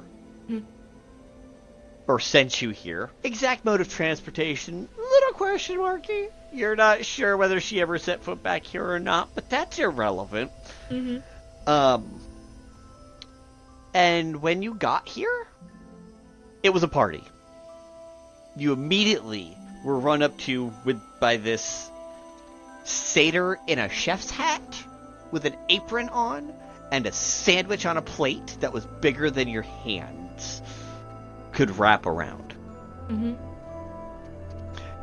They claimed to be a friend of Sauce and immediately escorted you out to the fire pit, which had a 40-foot fire pit in this grove of this grove and clearing of 100-foot trees. Behind you, the tree was 200 feet tall and 100 feet around. A huge tree. These were redwoods. But the tops of the trees are not green. They are every color but. In vibrant colors. And on the other side of this 40-foot fire, you see a 6-horned satyr standing about 18 to 20 feet tall, sitting aloft in his throne that's brought up another 5 to 10 feet. So he's like 20 feet tall or more as you're just escorted over and brought up to him. And he just reaches down and says, "Ha, little one." And just palms you and lifts you up to his eye level. "Have a drink." And hands you a never-ending mug. What's in it? Whatever Aransa wants. Your heart's desire is what's in it. Can it be hot chocolate? Absolutely. Okay. So my daughter brought you here. Yeah. What do you need help with, little one? I think kind of in this moment, because of all the nerves, as Aransa's asked this, Aransa's like shoulders start to kind of glow red hot and kind of melt a little before suctioning back into vaguely shoulder shape. Just kind of visibly indicating what the issue is. Oh, you're learning. You're learning how to shape change. A little bit, yeah. It's been a day. I can tell. Lifts his finger, touches you on the forehead. A mark of a 6-horned satyr appears on your forehead and dissolves as calm emotions at 9th level, calming every emotion you had. Until just kind of like until he's done with you. That should take care of the anxiety. Thanks. I appreciate it. Yeah. It's been a day. Okay. Well, we have as much time as you need to teach you how, and for me to hear about this. What a day it's been. Well, sure. Okay. So. And you begin to tell him about your day. Just so to be so clear, Aransa starts at the beginning. 3 weeks ago. 3 weeks ago. Goes, yeah, like, so I was at home, and I was sitting in my bed, and I thought maybe one day, you know what would be cool? It'd be cool to visit the city. And I heard there's this, like, festival thing happening, so I was like, well, I might as well go. And so I snuck out of the house. My parents don't actually know that I left. And then I left, and I traveled on this boat for, like, so long. I met a whole bunch of people. There was a concert. It was so cool. Anyway, and then I made it to the city. Oh, I need to start. Hold on. Sorry, I forgot. Goes all the way back. There was a prophecy. Like, like, that's what this story is. The full life story of Aransa. Yeah, and then my best friend. I know I said I just met him like yesterday, but we're best friends. That's how best friends work. Made a deal with somebody and turned into a bad guy, and then I had to turn into a dragon, but I couldn't like control it or help him, and now I'm here. And that's how my day went. Sauce was right to send you to me. Takes you by the hand and plane shifts with you to the plane of fire. Ooh. Unleash the monster, and we shall retame it together. I mean, it's still me. I don't know. It's kind of mean to call it a monster. Well, But okay. you did not willingly transform into it, so it is You're presently so a right. monster. It will not be one when we're done. I like your metaphors. It's really cool. No one talks to me in metaphors. Everyone's always like, go to your room and just stay there. It's great. Okay, anyway. Okay. I'm sure you wish you had stayed home. I don't know, man. I a little bit, but also I have friends now, which is cool. I don't know if becoming a bad guy makes you not my friend. I feel like that should. Anyway, Depends on what he does with the power. He may not be a bad person. You know? His actions will speak to his truth. You're so smart. Takes another Has anyone gulp told you from that his you're mug. so smart? You're so smart. Okay, Must be the blue hold on. drink today. I think I can do I think I can do it this time. Okay. And Aransa's like really focused, like holding their breath, going. And they're I think it starts from their fingertips and moves up their arms and starts at their feet and moves up their legs in this red, hot, molten kind of shape sorts of form. And then like the arms and legs elongate before the body starts to match, and then the face kind of out into this gigantic dragon. Okay. Huge, specifically. And Pan polymorphs into the same creature. Aransa, shocked Pikachu face. As a dragon. As a dragon. Shocked Pikachu Charizard face. Yeah, exactly. That's exactly what.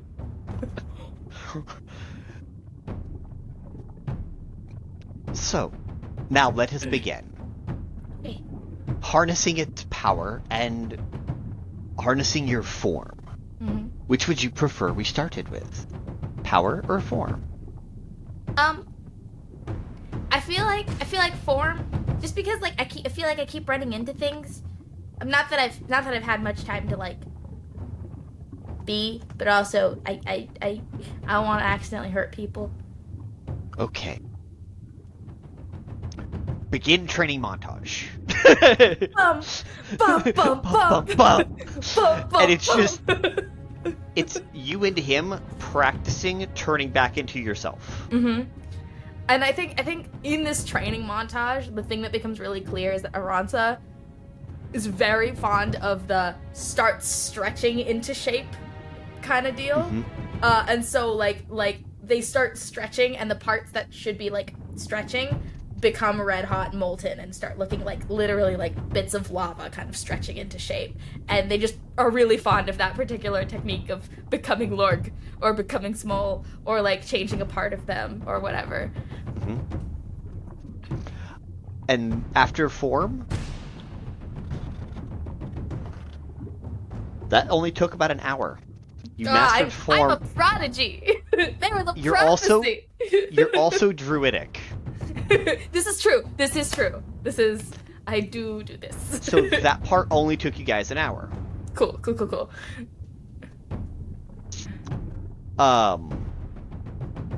And then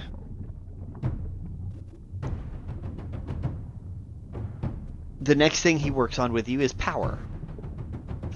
So he takes and goes, now that we have mastered form, the best thing for you is to master its power.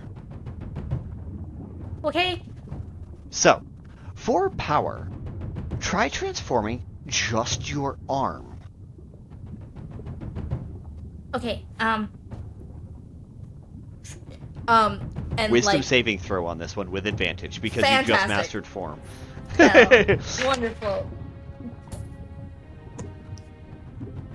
Double nat 20.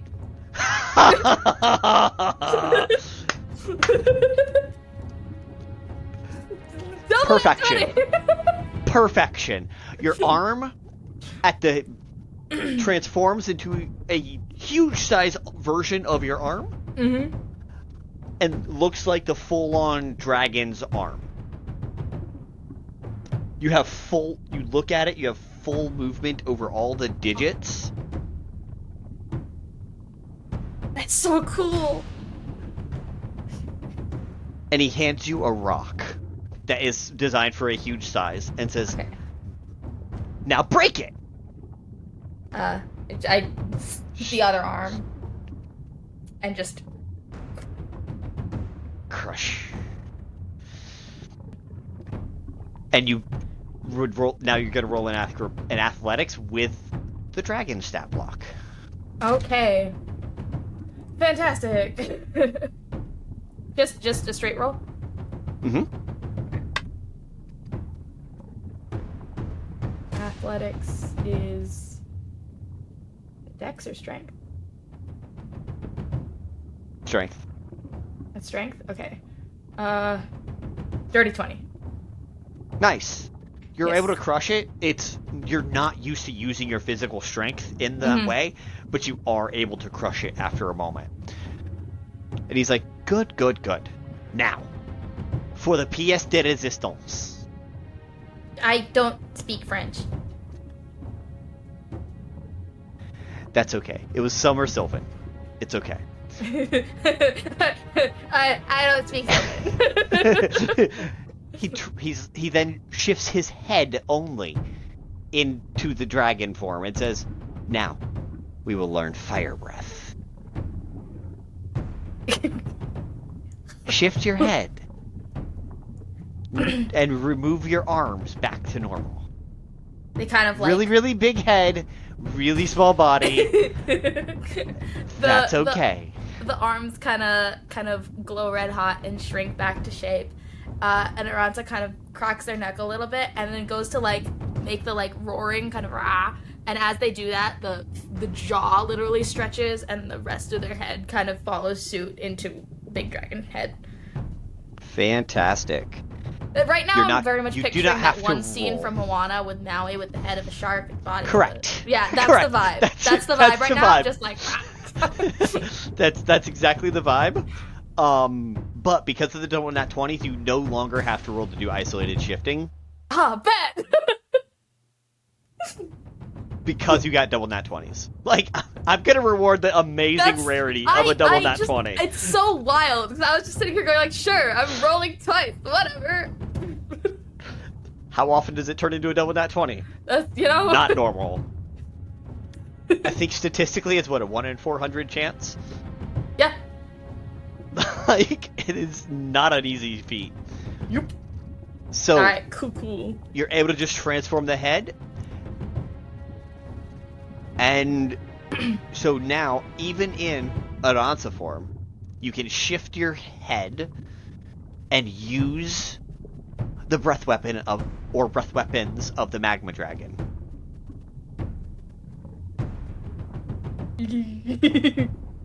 Also, if any part of you is shifted, you have intimidating. You have your frightening presence because, Okay. well, that's fucking terrifying.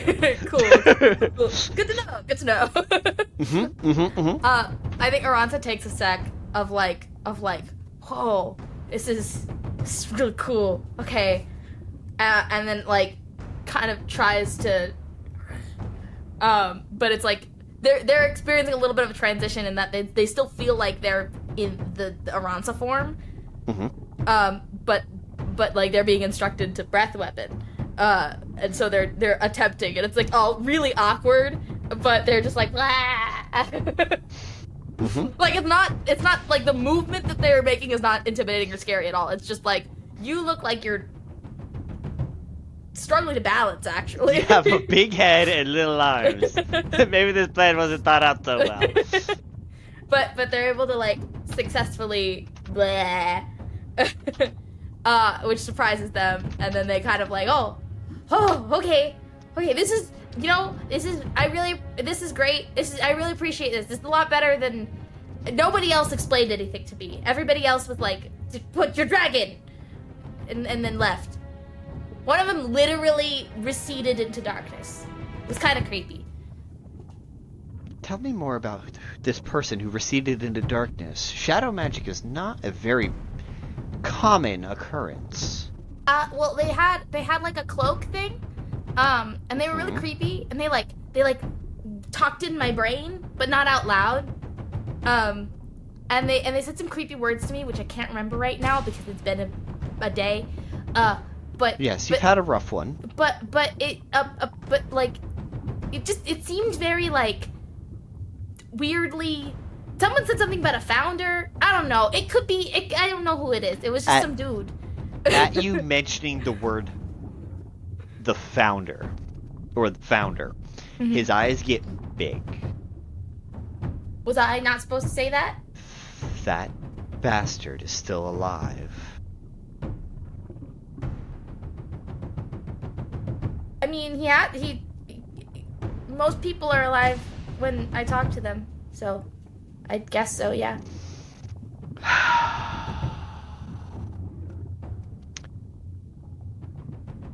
He like casts scrying to see what time it is on the material plane. Because we're in time soup right now. Yeah, you don't know how long things take in different times. He needs to make sure that what's going on. Well, it appears that my daughter just got married. Oh, well, congrats to her. I only just met her. She seems really, really nice. Yes, well, I think it's time we... And you have plenty of control. You've mastered it. How about we go pay a visit? It looks like they're starting a... And his eyes get big and he gasps as he sees... Oh, they're partying. We are going now. I mean, a party sounds fun. I was supposed to go to a ball, or I think Aransa just kind of keeps talking. As you're plane shifting. As we're being I was supposed to go to a ball earlier, but then like stuff happened, and so I left. But you know. Well, you're wearing more than I am, and I'm going to this fucking party. Let's go. Grabs your hand, plane shifts the two of you straight into the rave. Wait, I left my...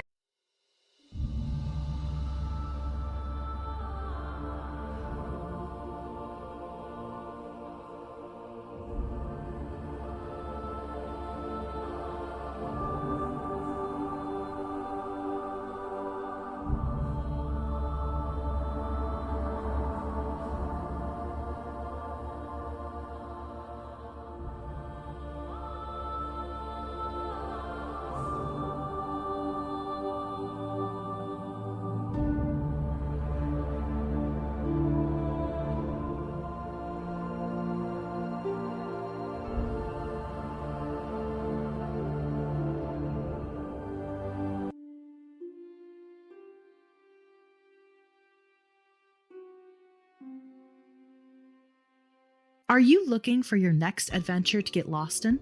Do you enjoy dark fantasy, horror, slice of life? Are your favorite tropes filled with tragic backstories and a found family comprised of a snarky lesbian, a morally gray grump, and a sunshine character? Then look no further.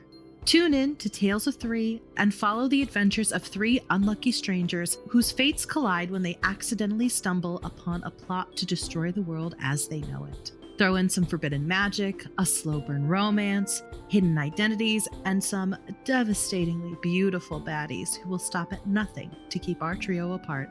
Mix it all up, and we've got your next obsession.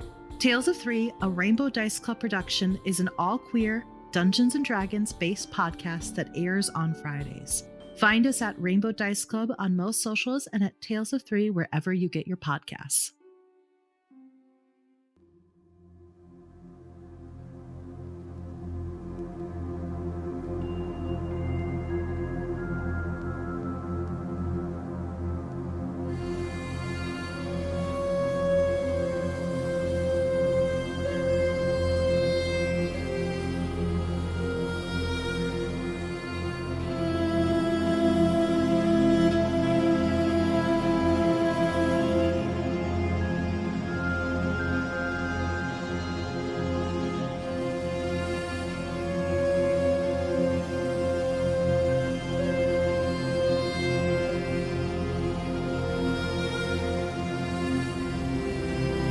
friends. My name is Casper, and I am launching a game this year called Back of House.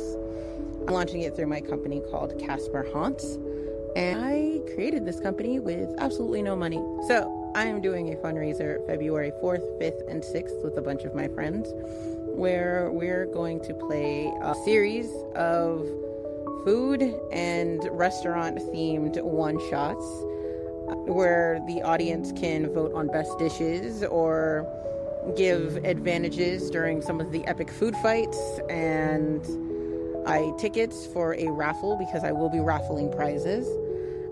To tell you more about the game Back of House, I made it for my niece and nephew. It is a card game that I spent 2 years designing, and it's basically you're trying to fill as many orders as you can before the kitchen runs out of food, and it's very fun, if I don't say so myself. And that is on Backer Kit right now if you want more information. It is launching officially with Backer Kit's Pocketopia back in May coming up. Just trying to get the word out.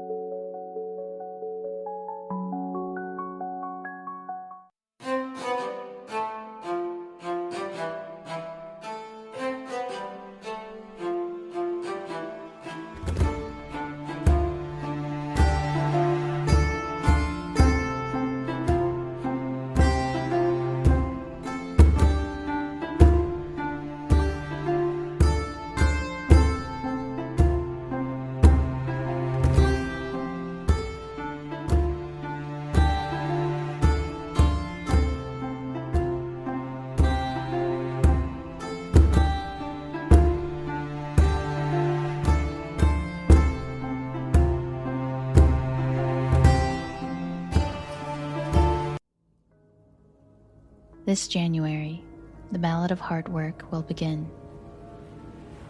We see a barren world and the sky filled with lights as 15 characters arrive to help teach this place how to love again.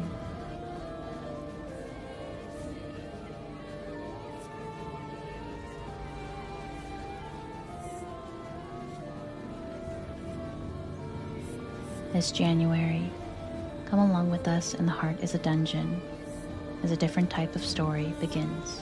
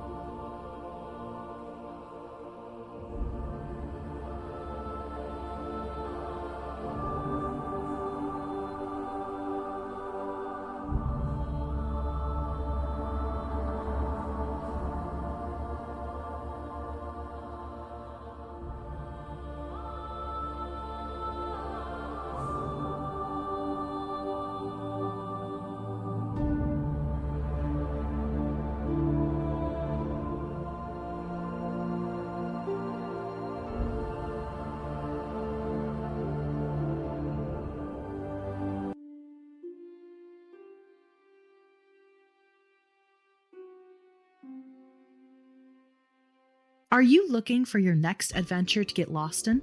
Do you enjoy dark fantasy, horror, slice of life? Are your favorite tropes filled with tragic backstories and a found family comprised of a snarky lesbian, a morally gray grump, and a sunshine character? Then look no further. Tune in to Tales of Three and follow the adventures of three unlucky strangers whose fates collide when they accidentally stumble upon a plot to destroy the world as they know it. Throw in some forbidden magic, a slow burn romance, hidden identities, and some devastatingly beautiful baddies who will stop at nothing to keep our trio apart. Mix it all up, and we've got your next obsession. Tales of Three, a Rainbow Dice Club production, is an all-queer, Dungeons & Dragons-based podcast that airs on Fridays. Find us at Rainbow Dice Club on most socials and at Tales of Three wherever you get your podcasts.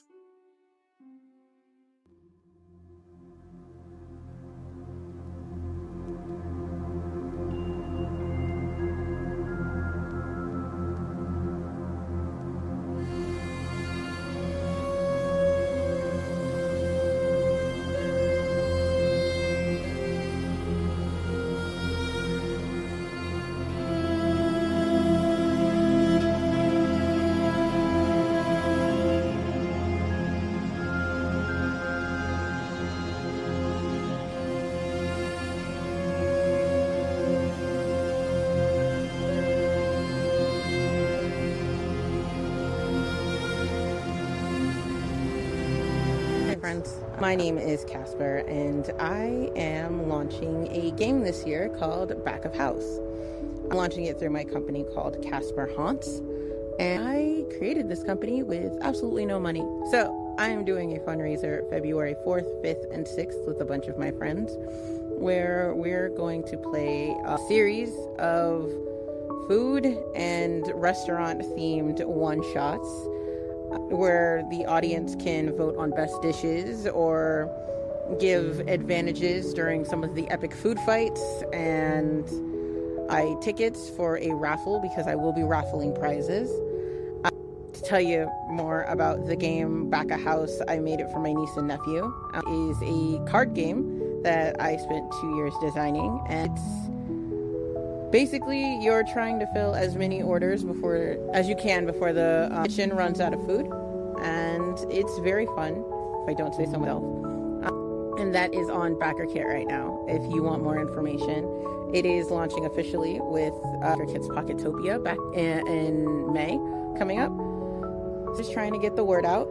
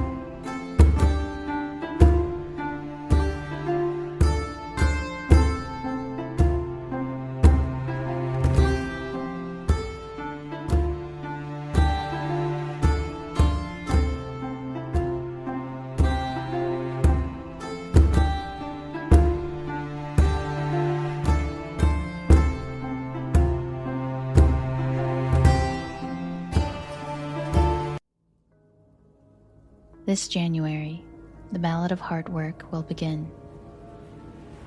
We see a barren world and the sky filled with lights as 15 characters arrive to help teach this place how to love again.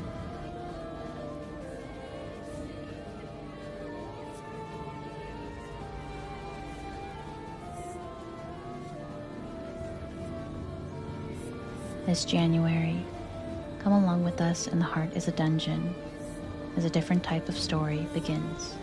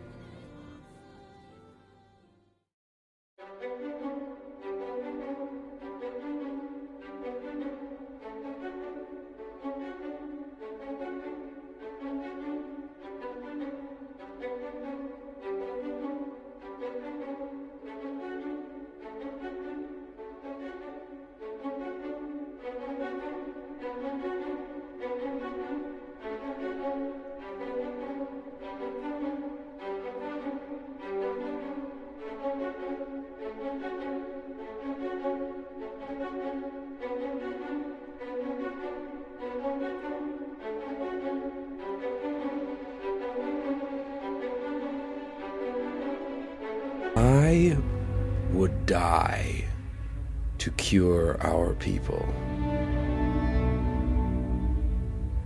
Would you, Founder? Who among us wouldn't? Let me hear you say it. Roll a persuasion check on him.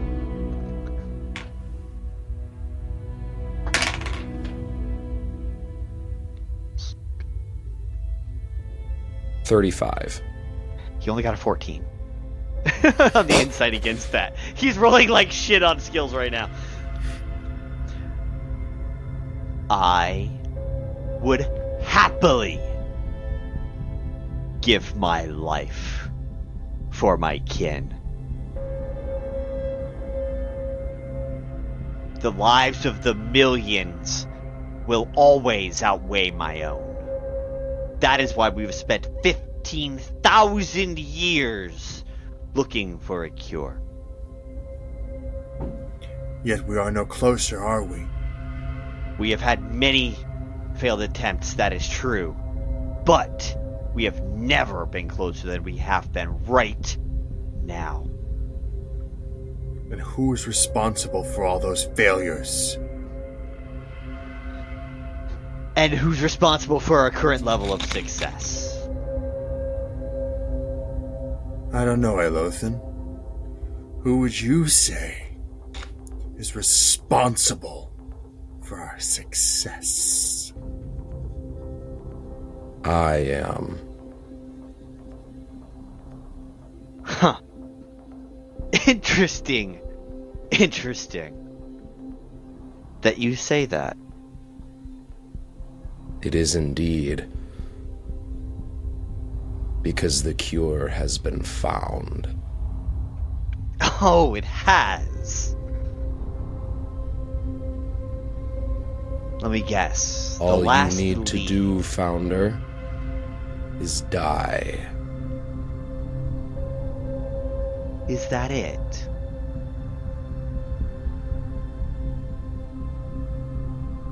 Seems a simple enough price.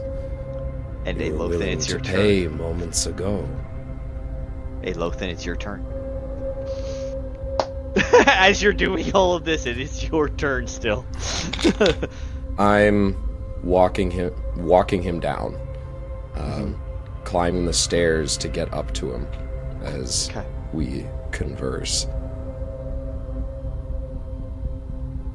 Well. And who is gonna take my life? Is it gonna be you, Aelothin? Or you? Whomever you choose.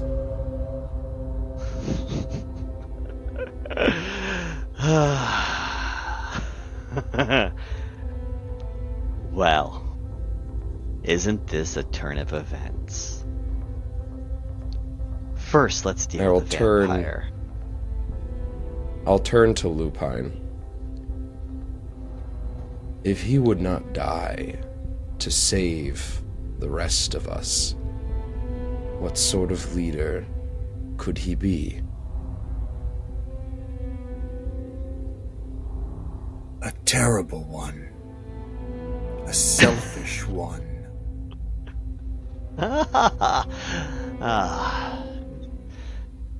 One who's played a little too many games. You, vampire. Care He's to lend a wiping. hand? He's wiping his mouth. More out of instinct than anything else, even though there's nothing to wipe. And you'll see kind of like the hand up to his mouth and the blade showing. And he readies himself with the two blades. Cracks his neck to the side. Aye.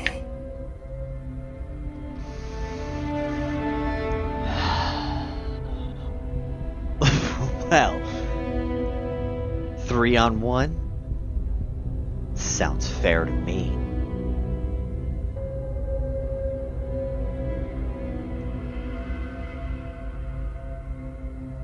I'm willing to die. But you seem more willing and more eager to take my life from me than allow me to sacrifice. So I'll give you the courtesy and give you the satisfaction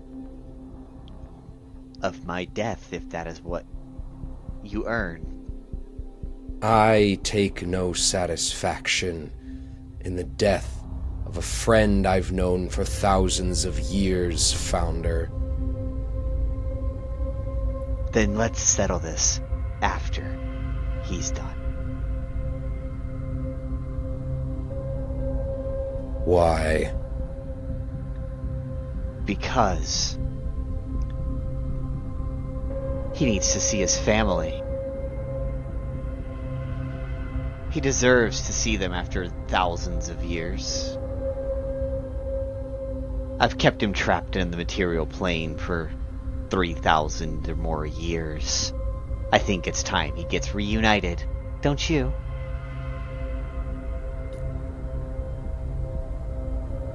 What is the expression on Vaelith's face right now? It's not of anger. You don't see him angry. You see him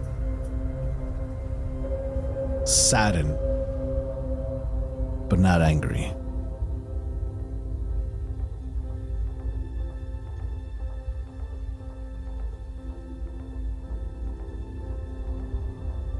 I'll turn back to the Founder. I think not.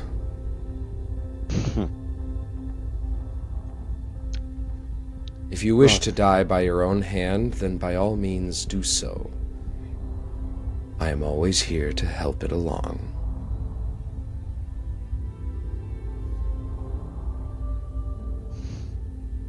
Lupine is going to turn to Aelothin. Where did you find this? Where has it been after all this time?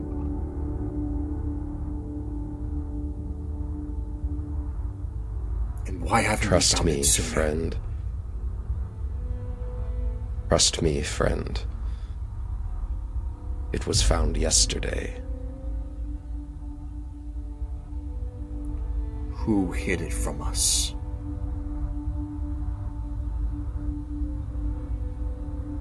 It was not hiding.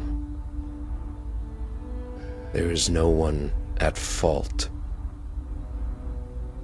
But there are those who, despite their short lifespans, are brilliant and capable.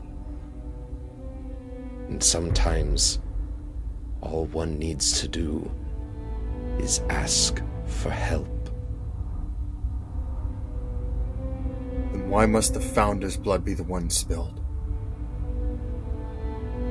Because that's the deal. The Founder looks at Lupine and knows Aelothin well enough that he matches Lupine's voice and tonality as they both look at him and tell him that that's the deal, because everything the Founder knows at this point, the Founder goes and says, so Morwen will be coming to collect my body then. She was the last lead I sent you on. And last we spoke about it, you said you were close. Why did it take you 2 weeks to make a deal? You'd never take that long, Aelothin. So who's really to blame for the delay? You. My delay of 2 weeks was necessary. Your delay of 2,000 years was not.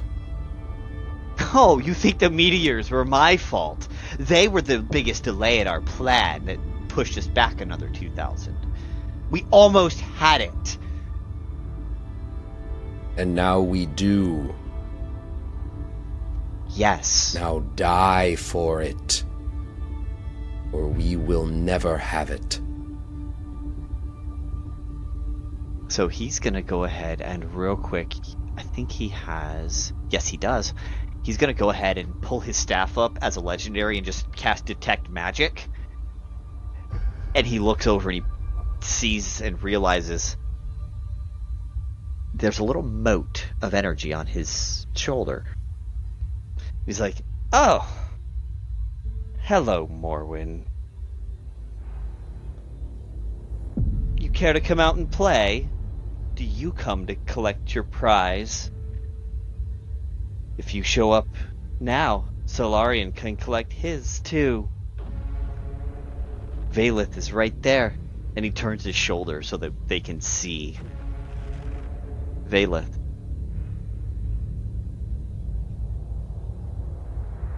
Or shall I kill him? And Aelothin, are you going to do an action of any kind, or bonus, or anything like that? Or did you just do movement? I think I'm going to wait until for now, I just did movement. I think I'm going to do a held action. The next time the founder makes a move to do anything, I will attack. Okay. And we are going to pan back down to Verdeth. That's me. Verdeth. So normally first in initiative will actually be Raphael, but Raphael is not down there yet. I am marking off 1 out of his 3 movements to get there. Okay. If at any point Raphael, because you're going to see more and more of this as you get closer, if at any point during this you want to use your turn to teleport down there, you can. Not yet, because that's he's surveying and watching first. Not surveying, but going and taking an understanding of what's going on. I would assume it would be like maybe on your last one, you're going to be like, yeah, no, I need to get there quicker. That's still a 7th level spell, so we'll see. Yeah, you might. I just said maybe, but I wanted to leave the option open for you. That's fair. That way you could expedite this if you felt the need. But a group of Death Knights comes over, crosses over the erupted earth, which is just difficult terrain at this point. And they cross over it. This is just a small group of 3 of them. 1 heads for you, Verdeth. 1 heads for each of the other 2 guards. Because the 3rd guard is up flying around just randomly killing people until we know otherwise. Until I have to pull back that concentration.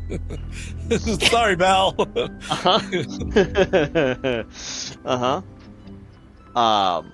And then they're going to go ahead and each of these guys are going to hit. They're going to, make a swing. I'm not guaranteeing a hit. They are. One's attacking you, the other 2 are attacking the other 2 guards. Okay. So, there's...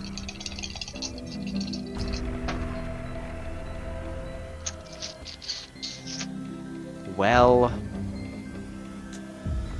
They do hit... On a 2, they do hit the guard. On a 6 on the die, they hit the guard, because they have a +9 to hit. So that's an 11 and a 15. Both of those hit. And based on minimum damage, those guards are dead. Okay, not my problem anymore. And then the other one, the nat 20, was Verdeth. Okay, sick. Now, the way we do crits, you get max damage on the dice and then roll a set of the dice. Yep. So that is going to be max damage. It's only an aspirant, so it's going to be 16 plus 5, that's going to be 21. 21 plus 18, that's going to be 39. 39, and then I get to roll 3d6 and 2d8s. 1, 2, 3. 1, 2. Look at that. I actually have those dice ready to roll, Joe.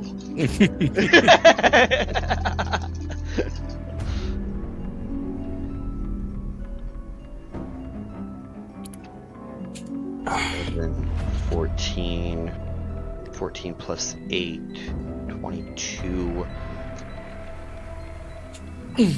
61 points of damage. And if it matters,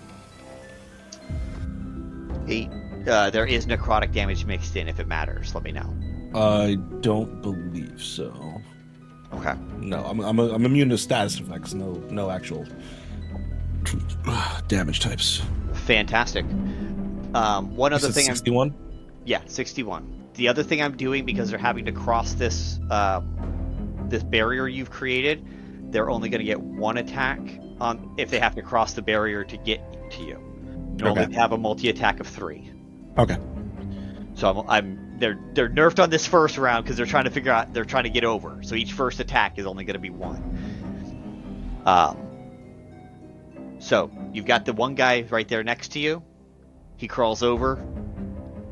The other 2 come up and they knock your 2 guards out, and then they slide in to adjacent to you. They're not full flanking yet. They're not on opposite sides. They're just 3 sideways. Okay. There's no way I can maintain a concentration check for that. Okay. Unless I roll a natural 20, which I do not. So the halfling that is an ancient brass dragon turns back into a halfling and plummets to his death. Because he was up flying and on his way back down. Yep. Yeah, that tracks. That fully tracks. I will say he will not fall until your turn. He'll fall, but he won't hit the floor until your turn. So if you want to cast another spell on him, you can. But he was like, I do not. So as he's falling, this little half is like, that was awesome! Crunch. And he just gets walked on at that point because there's guards still moving in, soldiers still moving into position. And the next set of guards is going to move into position, but they're not coming up at you. They're not guards. The Death Knights are going to come up around, and they're trying to get toward. Their goal now is towards the tree. But these ones are blinded. So let's see if they run into a random direction, not being able to see properly. Because they're moving. It's whether or not they know that where they're going or not. Yeah, they don't. They walk right off into the water. So there's a group of 10 that just go and they just sink because they're in heavy armor. So those 10 are now knocked out of the battle. Okay. Next up is Verdeth. Right. So I have 3 Death Knights surrounding me. Correct. There are 3 Death Knights adjacent to you. They are not surrounding. It's like they're all on your left flank kind of thing. Okay. Well, I'm just going to kind of look towards them, let out a sigh, and I'm going to transform into Ogremok, about 200-foot tall stone golem. Okay. You're changing size to a gargantuan, yeah? Yep. Uh-huh. I'm rolling a dexterity saving throw. What's your DC? 26, right? Or 24? For what? What's your generic save throw DC? 19. 19. They do have a chance of saving. This is whether they get out of the way or get crushed by your foot. That's a nat 1. That's a 3 on the dice. And you're a 17. Yeah, no, you crush all 3 of them. Sorry, guys. I'm not really. Okay. Anything else you're going to do as Ogremok? Well, that's an action. To polymorph. Let me mark off a polymorph. I apologize.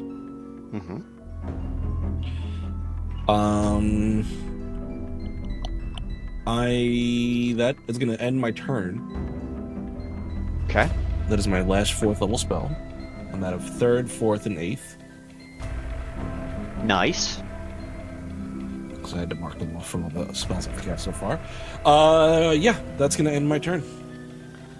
Okie dokie.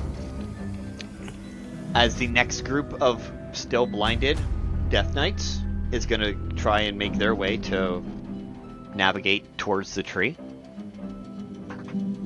That's a 2. They do not. They fall off. Another group of 10 just splash into the water. We're barely in the beginning of this turn. And these enemies, there's already been 23 of them knocked out. Kill death ratio is looking pretty good right now. Fucking slaying. Next up is a Death Knight. As soon as whoever goes after me, as soon as their turn ends, I'm going to use 2 legendary actions to stomp. Okay. So everyone within 30 feet of me needs to make a DC 13 Dex saving throw. DC 13 Dex save? Nope, 23. I said 13, didn't I? 23. You sure did. They can't make that. Okay. So they're all prone. Nice. So there is a ton. So that was 20 feet, you said? 30-foot radius. 30. So anyone just outside on the that was going to be charging in next is now prone. So all nearby enemies on those are classed as prone. Love it. I love that so much for them. Yggdrasil's not prone. Okay. The Death Knight stands up.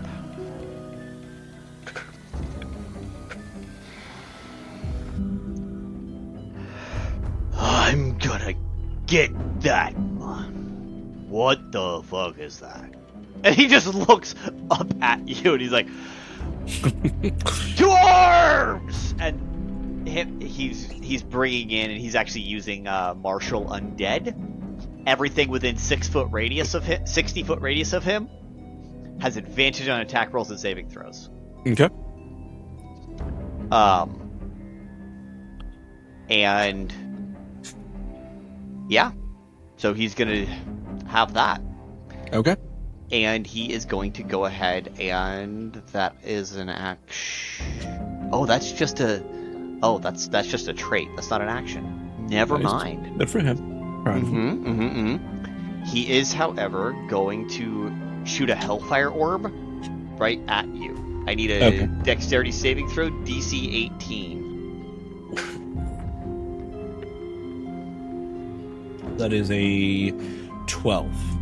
Not 12? A dexterous monster, the giant stone titan. Yeah, I didn't think so. 15. Alright. Awesome. So you obviously get hit by this. 6 and 10. Is this a big thing? This is... What is it using against me? I'm sorry. Each creature in a 20-foot sphere, set it on a point they can see within 120 feet. It's just a giant Hellfire Orb, 20 foot around, is just headed straight for you. Alright, then I'm going to use one of my legendary resistances and succeed. Okay. Fantastic. You still will take half of this, though, but that's okay. That's fine. I heard a lot of dice, I got nervous. That's absolutely fair. 11, 12, 13, 10, 13, 23. There is a lot of dice. It's 20 d6s. Damn.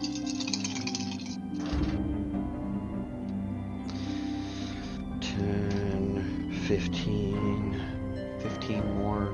So that's 30, 53, 22, 5, carry the 1. No, carry the 1. Just 5. And then that's okay. So that would have been 105 damage. You're gonna half that to 52. Okay. So Ogremok takes 52 points of damage. Okay. And that ends the Death Knight's turn.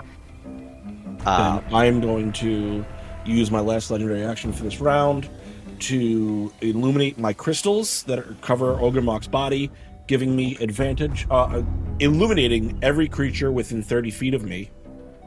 I apologize. Each creature within 30 feet of Ogremok becomes outlined in orange light, shooting dim light in a 10-foot radius. So they're all everyone around me within 30 feet is glowing 10 foot wide, which gives advantage on attack rolls against them all. Nice. Okay, so you have advantage. And no one can be invisible. Okay. The next 3 sets of people in initiative are don't have blindness, and they are headed for the trees. They're headed for the tree, and are able to make an attack on that tree. Like they're just trying to cut down the tree.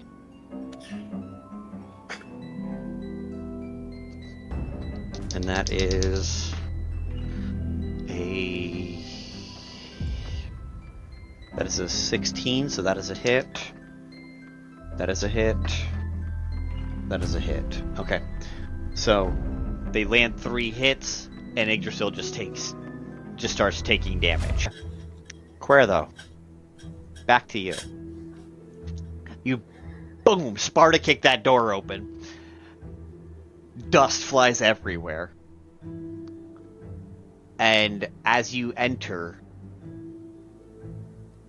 you can smell water, but it smells stagnant and stale, but not like cave water. Like just a large pool that's just sat there for a long time. Never been refreshed, never been anything, but this is man-adjusted water, man-moved water. This wasn't cave-dripped. And the candles in this room light up as you enter. Unlike the technology, which makes perfect sense as to why it would light up as you entered, because magic can affect technology in that way, these are just simple wax candles. And 100 of them light up. And Maethorian, you see at the bottom of your ladder, lights start turning, like a light source turning on, like boom, boom, boom, boom, boom. But it's not like at your, like, it's not like on the ladder, it's like in the room that the ladder would go to. And the two of you enter onto different sides of the same room, which looks to be a laboratory of some kind. And in the water, fully suspended, you see Lady Melisandre preserved. Like, full on, actually perfectly preserved in water.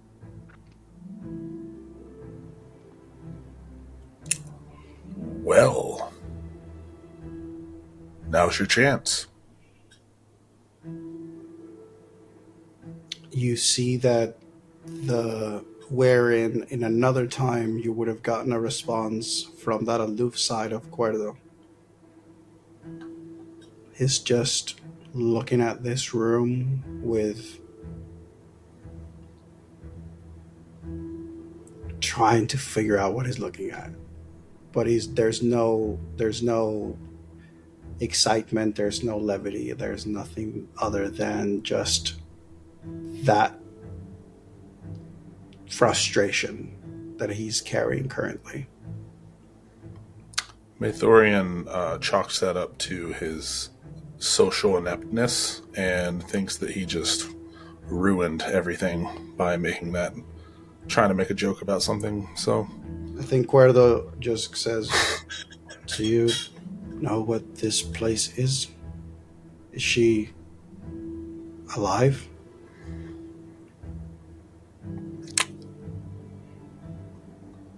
I think Maethorian would check. Go ahead and roll a Maethorian medicine would check. use his lab knowledge. Yeah. And I have a question also for Eric. Is this water where Melisandre is suspended? Is it like a pool where she is? Is it a glass sort of like thing, like a container? And does it resemble at all a chest or a coffin or anything that's sealed? looks more akin to a coffin with no lid. Okay, no because lid. you can smell the water. Gotcha. So if it was an enclosed container, you wouldn't be able to smell the water until it was open. Yeah. So there's no lid, so that we're fine. Correct. Go ahead 14. and roll. Okay, 14. Rolled. Go ahead and roll an investigation with advantage for Maethorian because lab skills. And then Kuerdo, if you're looking around, roll perception or investigation based upon the level of detail you're using. But on the 14 for medicine, the intention was for her to stay alive. You're not sure if it worked. Okay. But you recognize Morwen's skill set? Not necessarily the necrotic side of things, but the prolonging lifespan, the like all the other parts of it, right? You recognize that she was trying to keep doing her job. She looks older now than what you saw her in the picture and and other stuff like that. All the other pictures you saw, she was much, much younger. But this is her at the end of an elven lifespan. So she's got white hair, her skin has wrinkles, and she's old, and whether or not it worked, you're not sure. But you can tell that this was supposed to be something to extend or continue her life into another generation, into another age. Did you say that I recognize it as Morwen's work? No, as Morwen's type of work. Okay, all right. Like that makes more sense. It's like two scientists working on the same project. They're just doing it different ways. Yeah. Okay.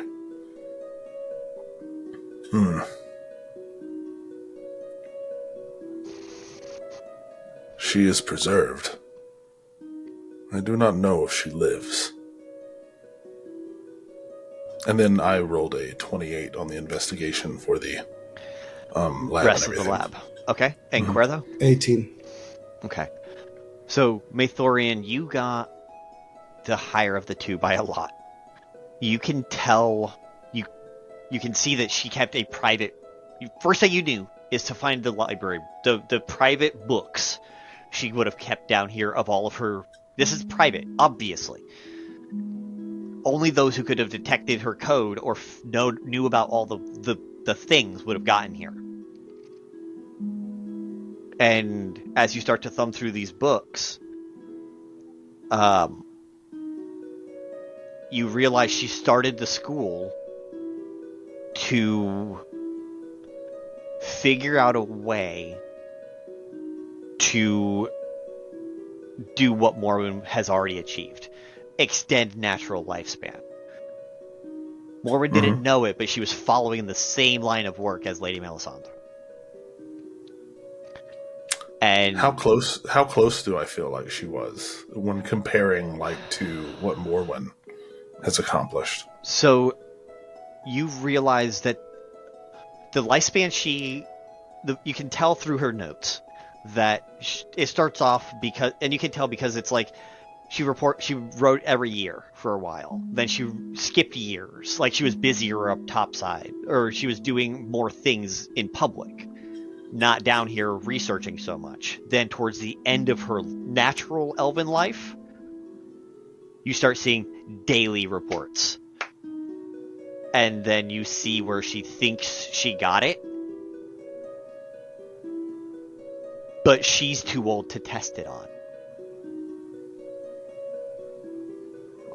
Because there's no point in staying alive anymore, because I'm already 900. I'm already so old. What is the point of doing this anymore except for the next generation? If I could figure out how to rejuvenate myself, this would work. And it's not. And you see the ramblings in the last page, and she's talking about possible immortality, possible, like, all kinds of craziness that makes sense to an elderly, dying person who thinks they're on the verge of a breakthrough. If only they had more time.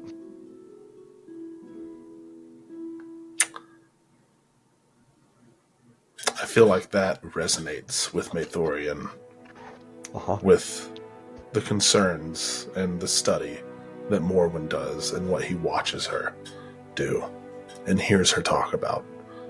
If only I had more time is the ethos of Morwen, essentially. It is.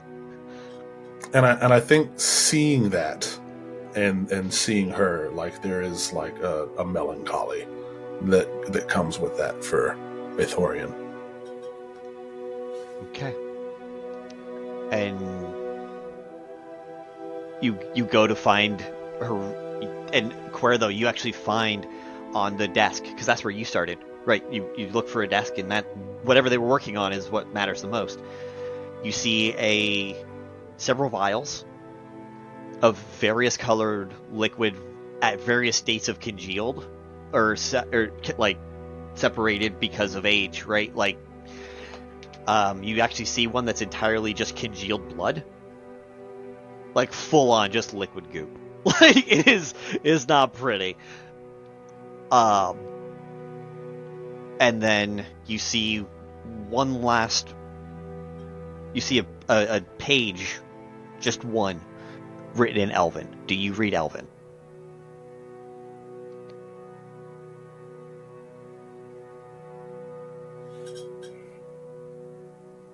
I actually don't think I do. Okay. That it's in a script you do not understand or read. However, there's an elf nearby, and you know Lady Melisandre was an elf. And right next to it, there is a diagram. You can read a diagram because it's pictures. And you see this vat of water that you can see arcanic symbols that look like spell-like symbols. Go ahead and roll an Arcana check to see if you comprehend what these are. I know you're not super great at these. The dice are telling the story today. That's a dirty 20. Nice! We love a dirty 20! Alright, these are arcane runes. Like, she was writing out what spell she was using for each one. And she was using various things that were going to... First, it was the first step was purify food and purify water. Second step was like just salinate the water, like alter the water. Then it was take this potion. Then it was cast greater restoration at the last moment. And then as the last bit was, you see two spells that are intertwined, which takes a high level of magic to do. Magical intelligence. It is Death Ward mixed with Spare the Dying. Theoretically, she should have been at the state of 0 hit points in perpetuity based upon the way this version of Spare the Dying was written. It was written to be a weekly on repeat cast as long as the power maintained. Is the sense that we get, or that the Kuerdo would get, that as long as power remained, that power remainder stopped at some point? You know for a fact that there was a blackout in the city a little while ago. When you met with the founder and the others, you were brought back to the city in a full blackout. How long ago was that? A little over a week. Actually, it was almost 2 weeks ago. It was the 27th. It is currently the 18th. So 3 weeks. Sorry. I feel like Kuerdo looks at the book and sees Elven, doesn't understand it. Maethorian, and then he calls Maethorian as he sort of turns the book, turns the book so it can be on the direction of him so he can read it. But as he's passing it, after having seen the diagram and the runes, and he's looking around the place and looking at the chamber, the glass chamber where she is, and then he's remembering, I think the blackout that happened a couple of weeks ago may have been the thing that stopped whatever she was trying to do. Taking that information in, while also reading what he handed me. Is there anything to add to what you've already said? I think what I haven't said has already been said. The odds of her dying is that if she died, and if this thing worked in the first place, she's either been dead for hundreds of years already, or she's been dead for 3 weeks. Now, those are two very different spells to bring back the dead.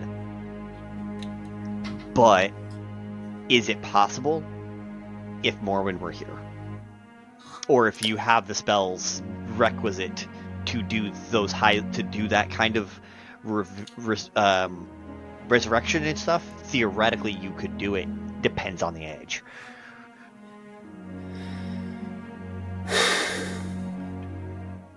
I do not know the spells myself. But if I had them in front of me,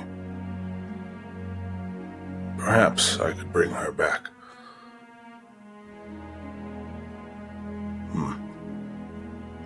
Perhaps Lady Morwen can bring her back.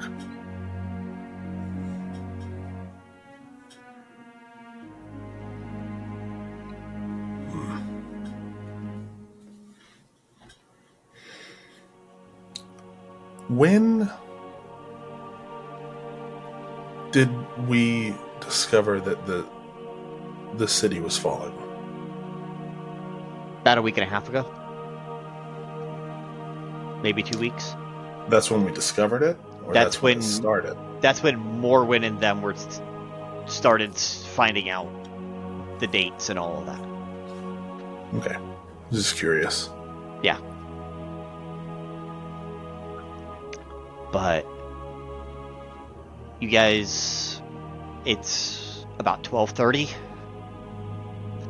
Maethorian, you know that Morwen could need you any minute. And you are not any minute away except for teleport. Yeah. Is there anything, last minute things you guys want to do in here before you guys head back? Or is Kuerdo going to just chill here while Maethorian goes back? I think Kuerdo may actually stay for a little bit. Okay. And is Maethorian going to stick around for a minute until she needs him? And just use a spell slot to teleport and risk that, because you know you may have to fight the Founder in a little while. Well, luckily I have the scroll, so... Perfect. So yeah, he'll probably wait until she needs him. Okay. And you guys are going to take some time and do some more digging in this lab of well over 1,000 years old. Yeah, Kuerdo is not necessarily like a character to benefit too much from a place like this, I don't think, of the characters that I have. But I think part of his staying is just, it's internal too. I feel like he would find himself sitting on the chair of the desk with like distant gaze, letting Maethorian do most of the... It looks like they seem to be more savvy about magic and intellect, and he knows that that's not necessarily his type of wit is not in an academic standpoint. And I think right now he's just trying to process all the things that he finds himself now discovering in the middle of this place without him having had a choice or even a say of like, this was an adventure that I was going on. It was just I found myself in it, and then I uncovered more than I anticipated. I don't know what to do with it. Go ahead and roll one as you sit at the desk and you just start continuing to like shuffle through some drawers and just stare and just kind of mosey like you're sitting at the desk. Roll one more investigation check for me. Can I argue also for a potential sleight of hand? If in case you can do sleight of hand if you would prefer. 25. 25. You open a couple of drawers, and one of them you realize there's a compartment. In that compartment, there's a box that is about 6 or 7 inches across by about 3 or 4 the other direction. Maybe only 2 inches tall. You open that box, and you see an eye that looks exactly like Aelothin's. Mm-hmm. I knew it. I knew it. Once you said it, I was like... And a ruby in the other side. So one slot is the eye. The other is a ruby. The same size and shape as the eye. I think when Kuerdo opens this and registers this, it almost like happens in a very quick fashion. As he like opens it and sees it, he closes it right away.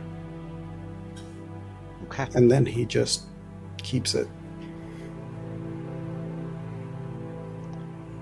Right. Lupine. Oh wait. Not Lupine yet. The lair. Vaelith, you did you use your inspiration? No. Nope, I didn't. Okay. Then you lost your inspiration at the beginning of that turn. Yep. And that's okay. But seeing this fight playing out, you see the lair begin to grow tentacles as it comes out and tries to grab at the people it's deeming a threat, which unfortunately one of those is Aelothin right now, and the other one is going to be the founder because they are the two that are closest. Dexterity saving throw, DC 20. Aelothin. That one. So this is a 19 on his dice. With his bonus gives him a... Where is it? With his bonus gives him a 21. So, the founder sees you get grabbed up by the ankles and you're suspended in air 30 feet. The founder just takes a step back and is now parallel with Lupine, so he didn't leave your range, Lupine. But it is Lupine's turn as the founder just is now right next to you as there's now 2 tentacles. One of them is holding Aelothin upside down.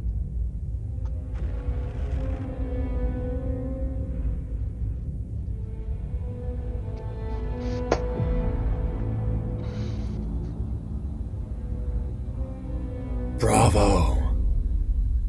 You keep playing your damned little games.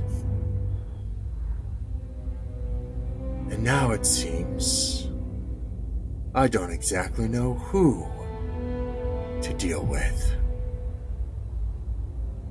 But I know at least someone I can trust.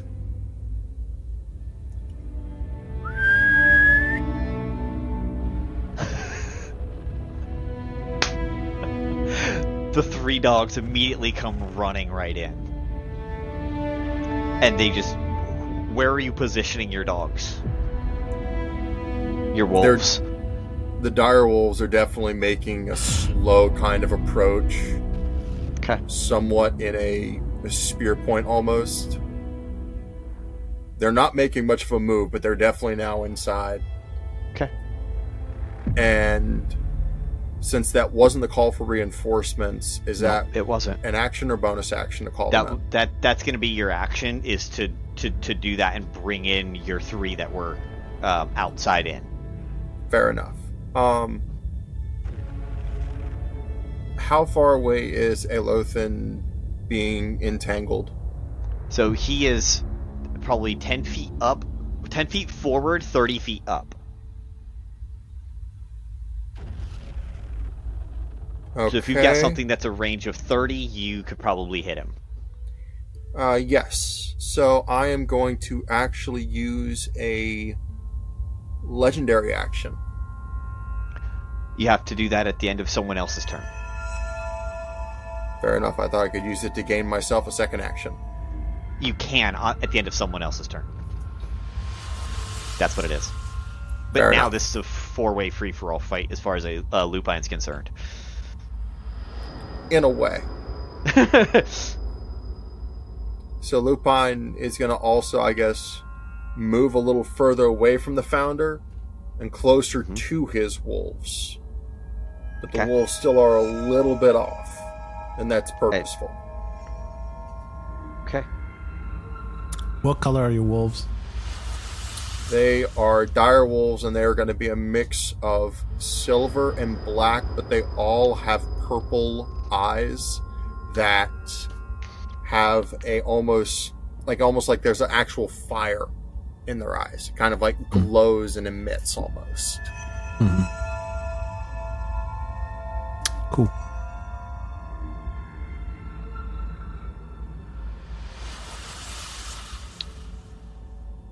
Okay. At the end of Lupine's turn, the founder, realizing he has freedom of movement at this point. This is like, well, isn't this just interesting? And he is going to go ahead and do and just cast darkness over himself, removing your guys' alliance with him, so you guys can no longer use his spells. You guys cannot see through his darkness. You cannot see through any of the bonuses he could otherwise give you. And in addition to normal, even blind sight and darkness do not help inside of his darkness that he just cast right here. And he is going to go ahead and, as a bonus action, use... Well, he's gonna quicken action, I'm sorry. And he is going to cast Crown of Stars. Give me 1 second. Can he see inside his own darkness? He can see within his own darkness, yeah. That's the fun of the Hungering Dark spell subclass.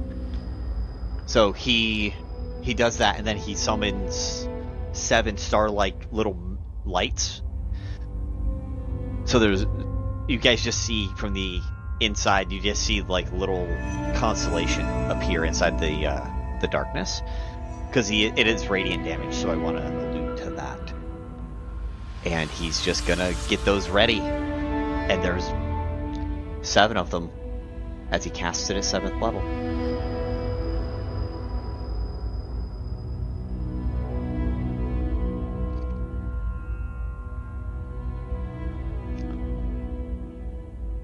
And he's just gonna stand there in his own darkness right now, as we begin at the top of the round with Vaelith.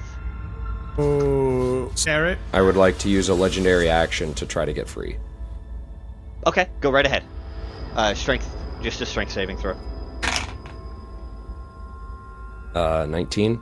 19? Yeah, you get out. So I have a quick question, and you can tell me if I can or cannot do this. Mm-hmm. If I have to use a legendary action at the end of your turn, Eric, I will, so I can get this done. Seeing that Aelothin has been grabbed, I want to send a message to the creature, because I know that's Miasyn, to let her know things are in development to control the creature, and that to only target the person I hit with fairy fire. Okay. Am I allowed to do that, or am I like... Yeah, that's perfectly fine. You have the message cantrip, right? Yeah, I have the cantrip message. Yeah, then we can hand wash that. That's fine. Okay, cool. So, as all this is happening, Aelothin is coming down or whatever. The message is sent to Miasyn. Miasyn receives that message. It's at the top of the round now. I go, and now I would like to cast Fairy Fire in that darkness. Okay. What are the words and rules for Fairy Fire? So Fairy Fire is in each object in a 20-foot cube within range is outlined in blue, green, or violet light or of my choice. Any creature in that area when the spell is cast is also outlined in the light if it fails a dexterity saving throw. For the duration, object and affected creatures shed dim light in a 10-foot radius. Any attack roll against an affected creature or object has advantage if the attacker can see it, and affected creature or object can't benefit from being invisible. Okay. So, magical light can illuminate it. If the spell's area overlaps with an area of light created by a spell of second level or lower, that spell is dispelled. So, for the moment, until he goes again, I will let the Fairy Fire exist. Once he goes again, your spell will not have an effect after that. Normally, I know that Fairy Fire would have a longer duration, but you're casting it inside of a darkness. Mm-hmm. So I'm going to allow it to have the momentary benefit, but then beyond that, you won't get beyond that. So here's a negotiation. Mm-hmm. Instead of having advantage forever, could it have advantage for this round, but you stay eliminated? So because of his thing about his hungering dark stuff, you can't see inside of the thing. So but with Fairy Fire illuminates 10. Correct, but it's dispelling the light on the next turn. Okay. So that illumination of him would not, but you guys will know where he is if he doesn't move.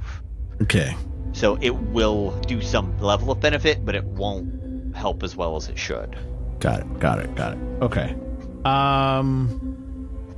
Then I withhold, because I'd like to know before I do that. All right, I want to hold off on the Fairy Fire then.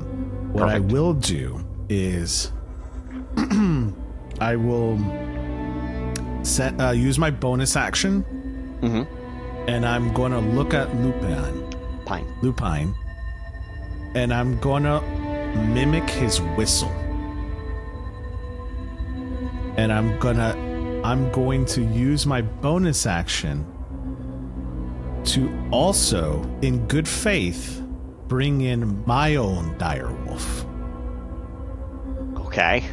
And it's the direwolf that is coming in is the Hound of Ill Omen. Okay. So it's a bonus action. You can spend 3 sorcery points to magically summon a Hound of Ill Omen. It's a modified direwolf, basically, to target one creature you can see within 120 feet of me. So I'm just going to summon it, and I'm going to put the direwolf next to the 3 that Lupine has. Love it. And then I'm going to kind of slow walk to where Aelothin is, and I'm going to hold my action until his action for the next turn. Okay.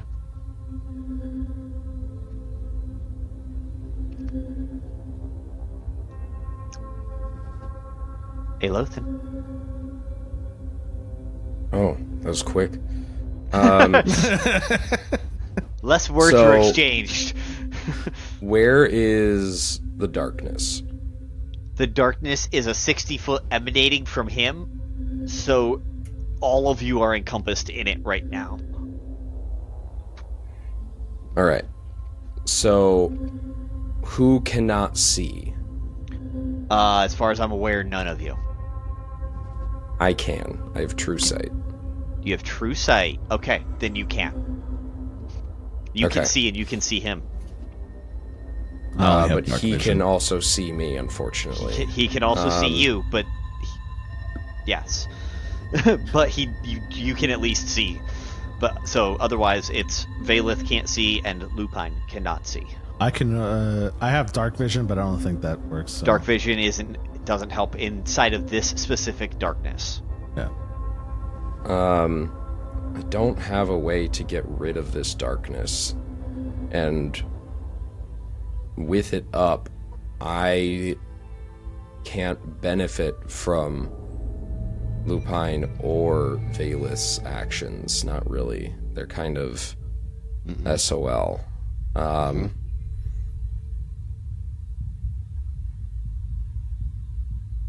So instead, I'm going to attempt to just break his concentration. Okay. With a Vicious Mockery cantrip. Okay. And I will... Aelothin doesn't shout, but he speaks loudly. We have the cure. Your life is the price. If you were the leader you claim to be, you would gladly die for it.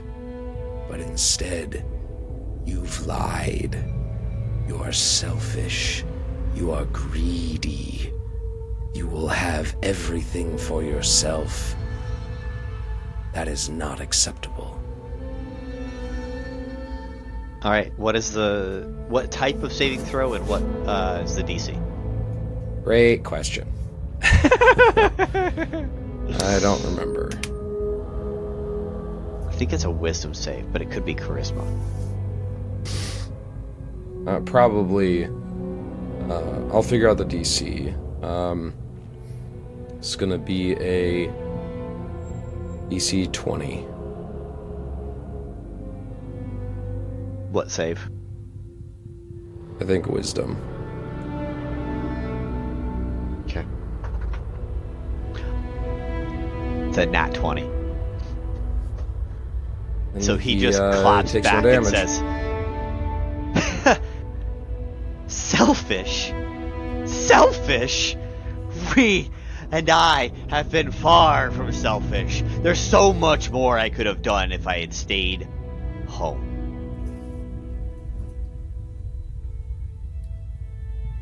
And what do you call erasing the fact that I built the city? Not you. You built this city. Don't make me laugh. As he uses a legendary action to hit you with a finger of death. Where do you want me to start? Probably the minute you were supposed to die, and then didn't. Okay, well, that part I don't really remember, so I can't really help with that part. I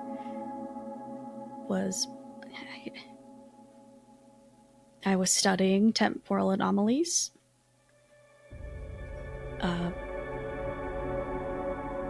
And I was with my advisor,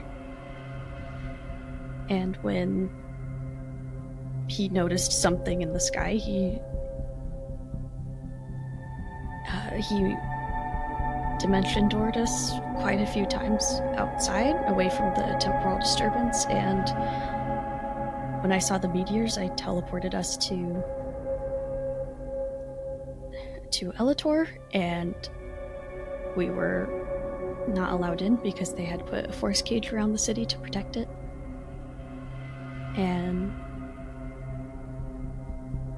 I wanted to go help.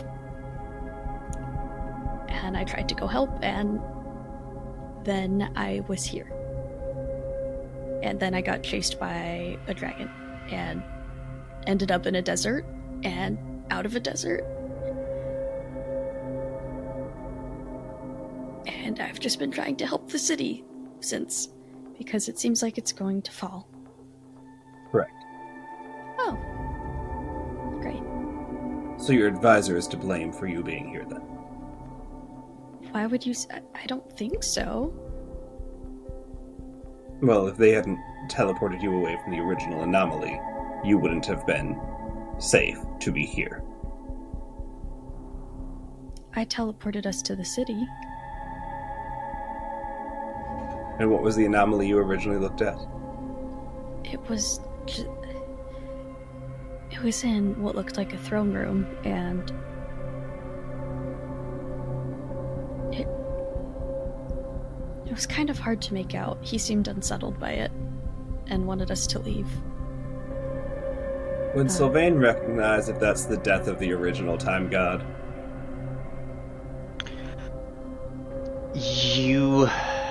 You do know that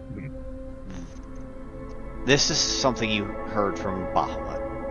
Mm-hmm. It was one of your early avoid becoming a god moments. Because they can still die. It's harder, but they can. So what's the point of becoming a god if you can still die? You found out that the god of time died, and at that moment in time, it was not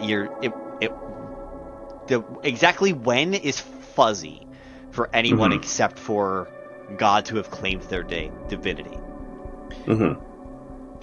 But because this was passed down from Bahamut, you do know that it happened in year 0, but there is no written or oral record outside of the divine who know the true date that it happened.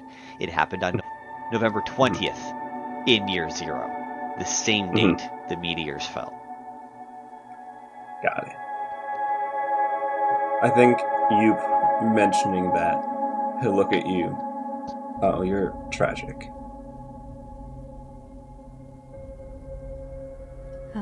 Sorry? You are sad. Your existence. Oh, Not in a bad way. Thank you. I believe you were caught up in the divine, which is not something you should be caught up with. The divine? Yes.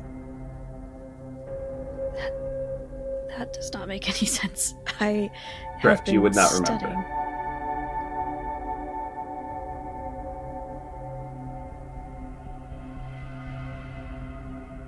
I've been studying temporal anomalies. I had been studying them before. I had gone to 4 other places before that one.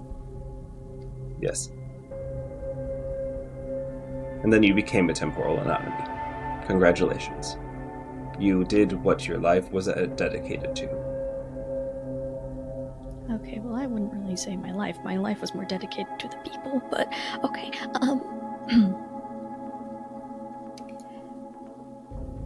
So is that fixed now? Am I in a fixed point of time now? Currently.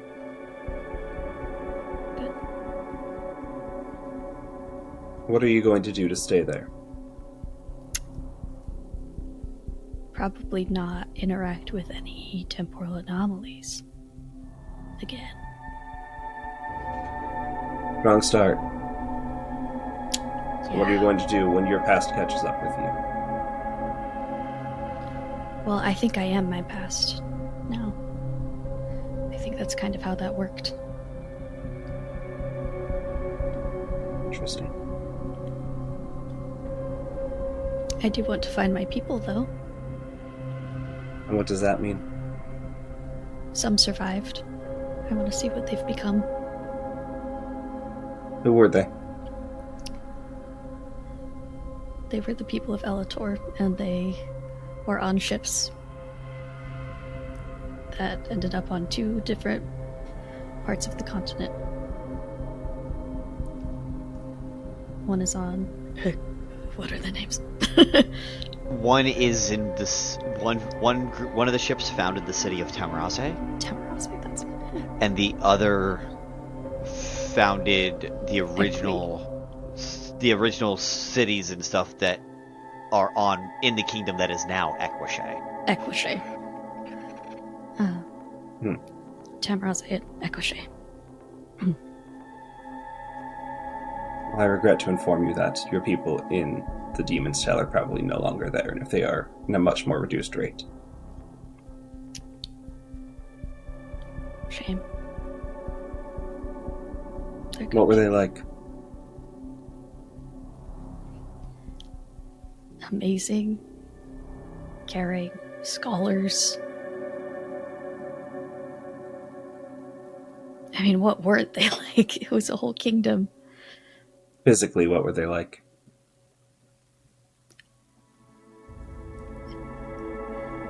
A lot of celestial and infernal in the bloodlines.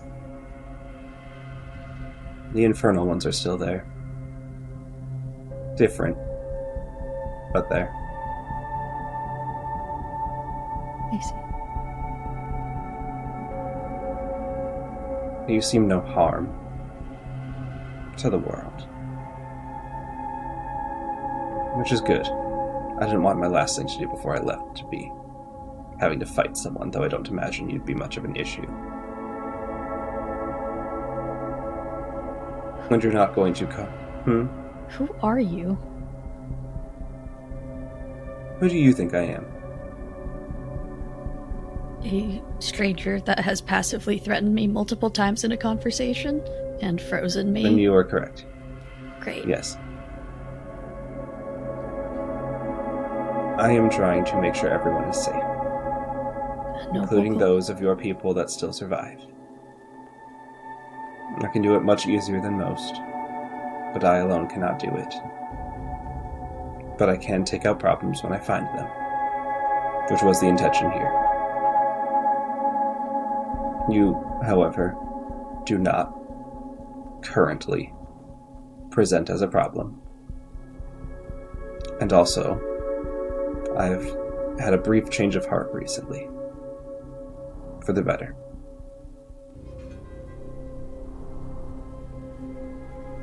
Let's take a step away from here. I need you to see the sky, and this stupid magic is not going to help for that. And he'll reach his hand out to you. Aina will do an insight check. I don't think you have bad intent, but she's not dumb, and this conversation's been weird. So fair. I'll roll a persuasion for you. I know you've got like a 50 or something. That's a 22 on my end. It's not gonna help. Cool. You'd get a 28 on my persuasion. I didn't roll great. I know, man. Yeah. Yeah. It seems genuine. Like, very clearly, if he had planned to hurt you, would have hurt you by now. Yeah. So I'll reach his hand out to you. Okay. She'll take your hand. And as you do, without anything moving, you'll just see that now we're like several thousand feet up. The city is just a little bit behind us. This is the night sky. You're aware of that, correct? Yes. Okay, now you're underestimating me a little. I do not know where you fall on this threshold. I see. All of these are able to be mine, if I choose. That's a lot of things to protect. If you see that one there, and he'll point to like one specific star, that's where I'm going to be for a bit. It's pretty close, right? Metaphorically or scientifically? You decide what you think the answer to that question is. Okay, probably metaphorically at this. So yes, pretty close. Correct. And it's close enough that a single arrow can pierce anybody on the continent. And my bow doesn't miss. Oh, so this is another threat. No. This is a safe measure for yourself and mine. I'm not going to do anything to you today. But if my eye is ever drawn back here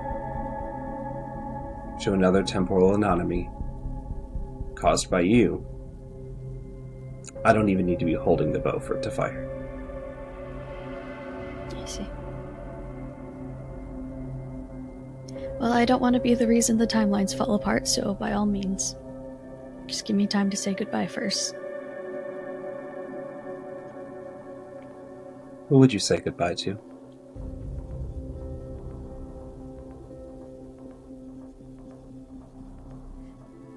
She thinks for a moment on if she's going to confide in this being that she's realizing is very powerful.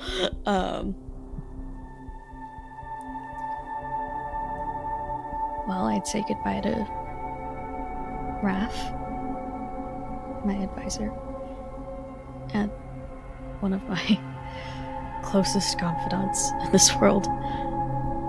And my absolute miracle. And Tommy. Tommy's the first person I ever encountered in this timeline, and he's become one of my closest friends in a very short amount of time. And Amy. She gave me this, and it says best friend number 4 on it. It's a friendship bracelet. She gave me this the day I met her. And Cass. How we met, I accidentally stole her jacket, which I did not mean to do. But we've become very close since. And Lil Lemon Tart. He is...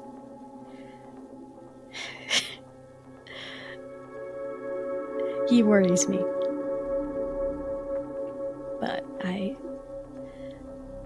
care a lot about him. And Talissa. And Nyx. Nyx has said we're best friends now, so can't really leave her hanging there. He does say that about a lot of people. Yeah, I figured. Yes. She believes I am her dragon best friend. Dragon? Nice. Yes. Believes, but... Ah, one-sided. Do you have a fondness? I have a fondness for most people. They just don't see it. Well, that's good. And that's why I can't allow a blip to destroy the world. Because it is no longer my world. It is the world I was born in. And it is the world that will continue.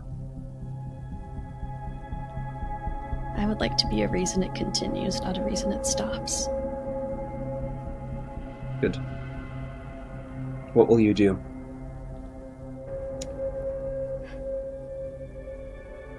This city's doomed. Correct. I would like to save as many people from it as possible, because I couldn't do that with my own. It is often a fallacy to believe that you can rewrite history. I don't want to rewrite it. Reenact. This isn't history. Not yet.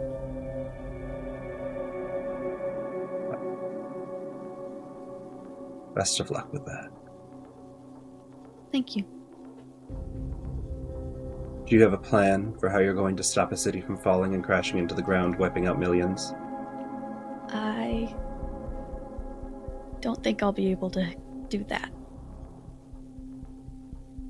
Then how will you save people? I know I can't save them all.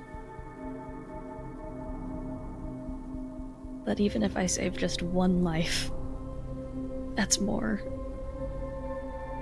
than what would have been. Can you fly? I can. Good. That's an easy way. Can you teleport masses? Some. Not masses. How many is some?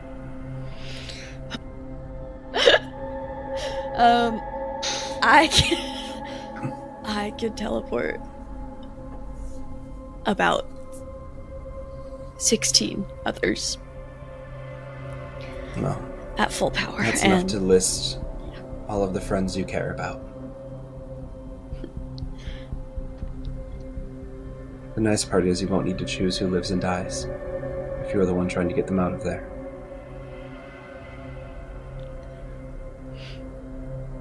I hope more people can help with the evacuation, because I don't think my abilities will help. There are people in the city, some of them trying to help, some of them trying to hinder.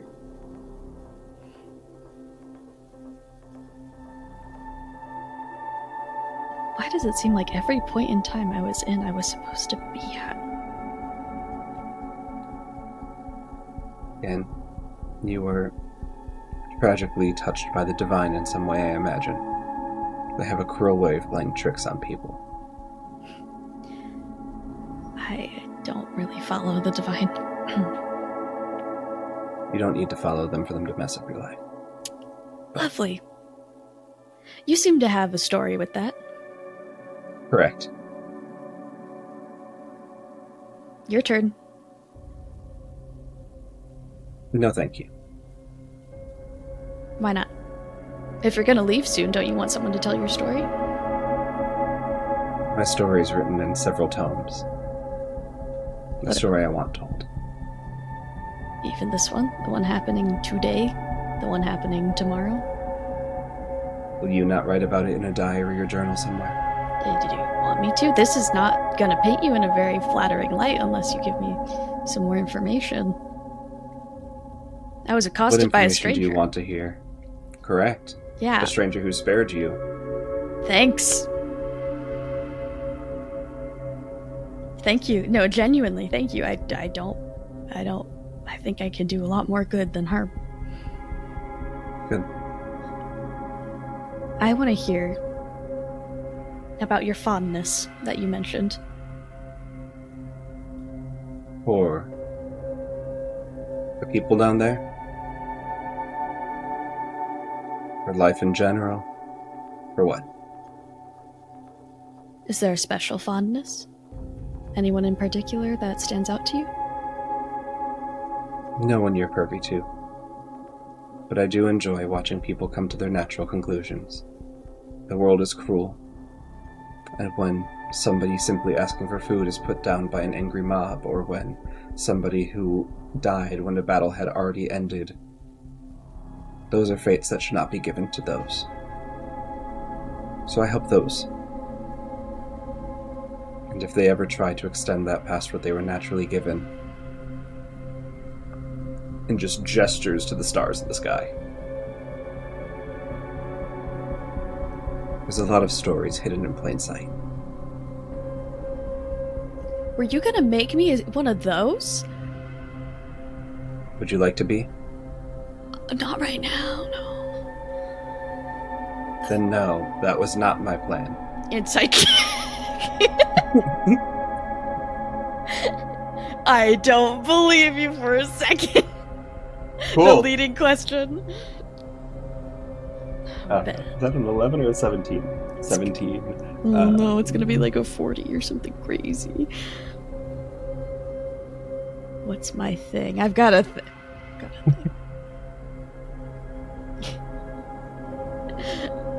I can't. This might not be smart to do. Is it worth it? What is it? Convergent future. Where I can make myself. What's it do? It makes me roll the minimum thing I need because I change time. You can. And see how he reacts. I don't want to die. Just trying to get an insight check. The DC is only a 30 right now. So I'd have to use that if I wanted to know anything. No, I'll save that. Because then I gain a level of exhaustion, and that doesn't seem like a good idea to take. Hey, Abby, how did you get a level of exhaustion? You tried to insight check Sean. I tried to insight check Sylvain. Aw, Abby, come on. Abby, everyone knows it's a bad idea. But I did I it. could have been the one to do it. Yeah.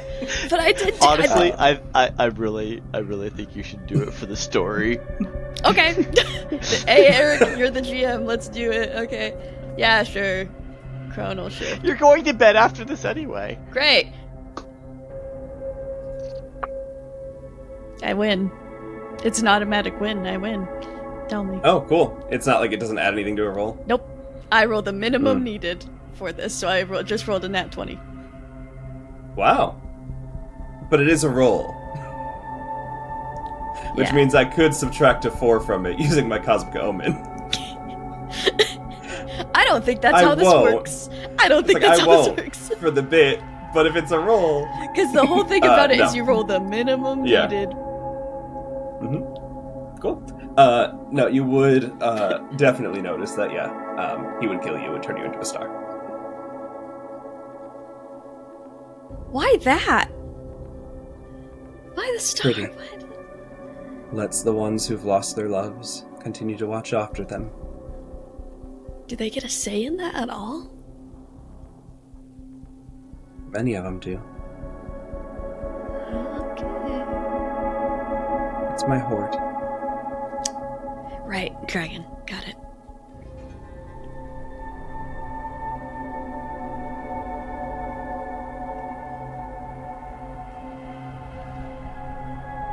Well, it's beautiful. As unsettling as that is. It's unsettling about the night sky. The fact that you killed all the... I don't know. Not all. You killed a bunch of them. Some are natural. Most are natural.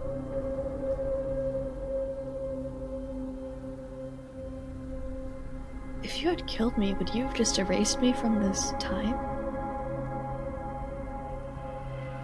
I would have given you the option. How you wanted to die.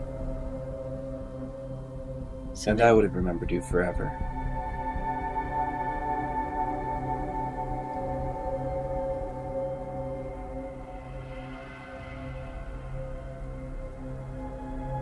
I'm glad you didn't kill me.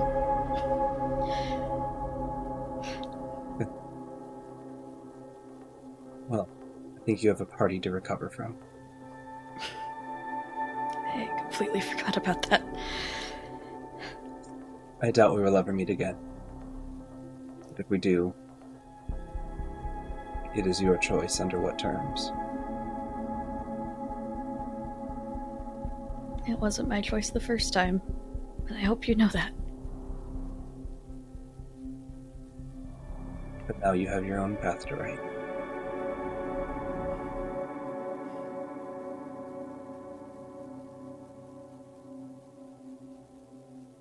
You'll have the warning.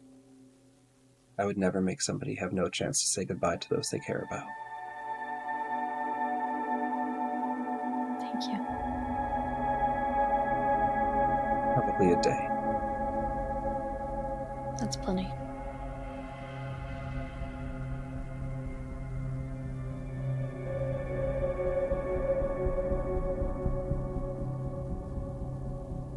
Well, good luck in your endeavors. Wait, are you the person that Baba Yaga told me to talk to? I don't know. I don't trust the Fae. They try and steal time. I didn't really trust her either, but she said there was a god I needed to say, go do your thing. I don't really know. It seems like fascinating. Seems like you're already doing the thing, so I don't think I think my job's done with I'm that. not a god, so couldn't have been me. That's what she said. Her attitude would be like. Fascinating. Well, I did my job for her, so hopefully she's chill with that.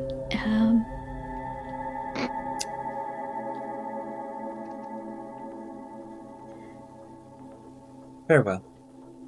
Farewell. Hey, are you gonna let me back on the ground, or is that like kind of something I'm gonna have to deal with?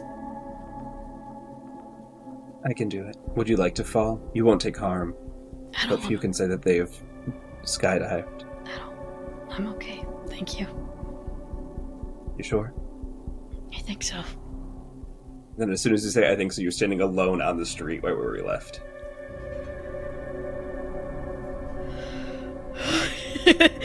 She just feeling exhausted. Oh my God. I have to go check on Lemon.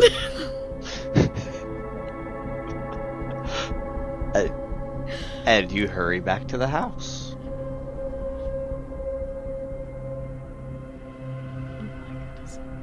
And Sylvain, I presume you're going home. Yeah. I will say, in Ina's dream that night, you do just see an arrow getting notched in the sky. Hate it. Why? Why? She's been nothing but compliant. Why still threatening? It's not threatening. It's just there. That's absolutely a threat. It is ever present, as is the terms of our agreement. What the heck? At this point, Garnlow, you know something's up now. The tree is actually crying out and asking you for help. Oh. No. Huh. It just gifts you your eyes glow green, like Verdeth's magic, and you begin to see the battlefield as if you were 100 feet up. Yeah. The moment I'm seeing them hacking at the tree, with like my just thinking, I absolutely suck at combat, did not build for this. So I will look at one of them and go ahead and I'm just gonna ray of sickness. Okay. At con 24. Con 24. 5 on the dice. That they fail. Ooh, that is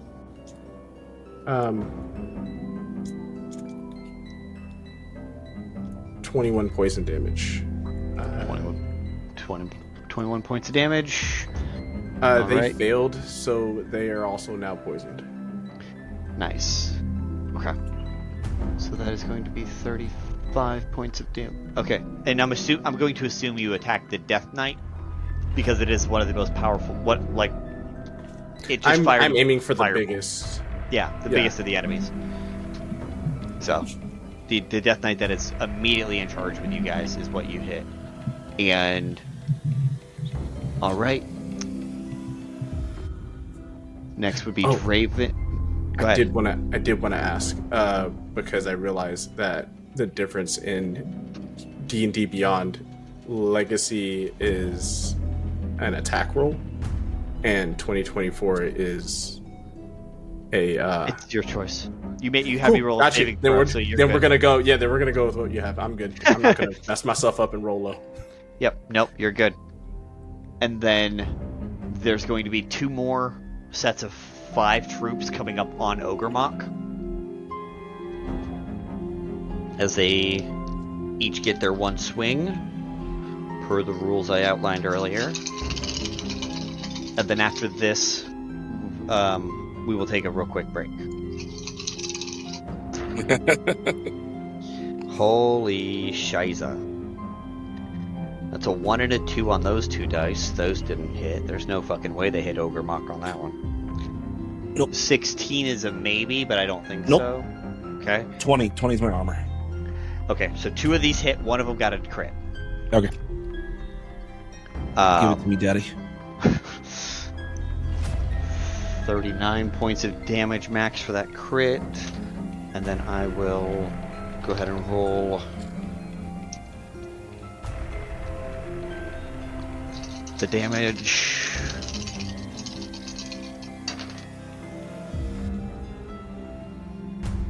And necrotic still doesn't matter? Nope. Okay.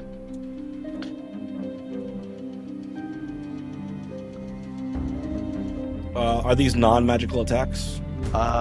They are...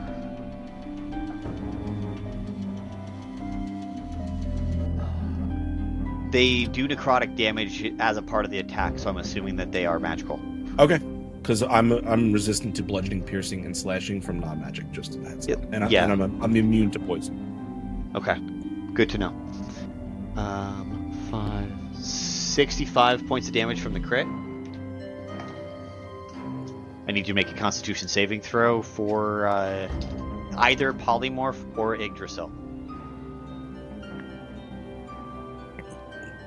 What kind of saving throw? Concentration check. I'm sorry. It's a Constitution saving throw, but it's still a concentration check. I'm sorry. That is a 17. Okay. Oh, that is saving throw. That is a. Jesus Christ. 23? Nope, 24. Okay, so you would have needed a 32. Then I will succeed. You're like, I am legendary resistancing this. Yes. Because I am keeping both the form and the ritual. Yes. We're not losing either of those motherfuckers. And then the second one is going to be 7,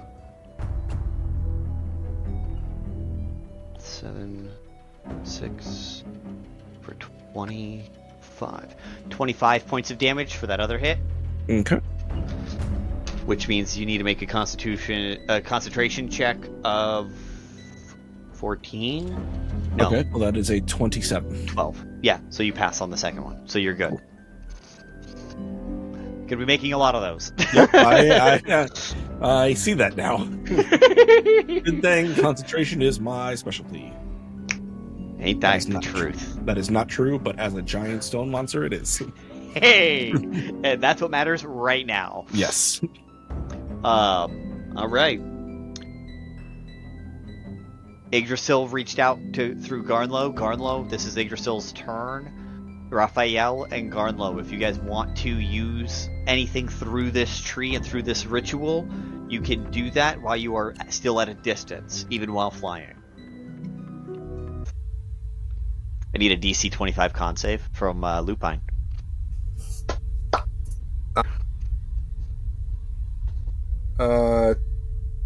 25 on the spot. Nice! Meets it, beats it. Love that. Love that. You still take 33 points of necrotic, though. Don't like that. As you just get blasted in the chest with this necrotic energy.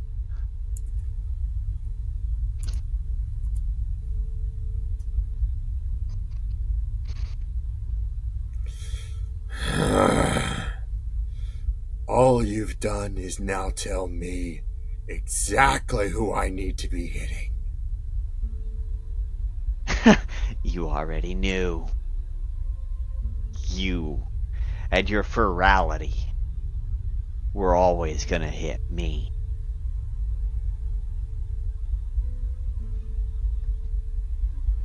I know you. You don't know a damned thing. Unless I want you to. Well, we'll just see about that then, won't we? As it's your turn now, Lupine.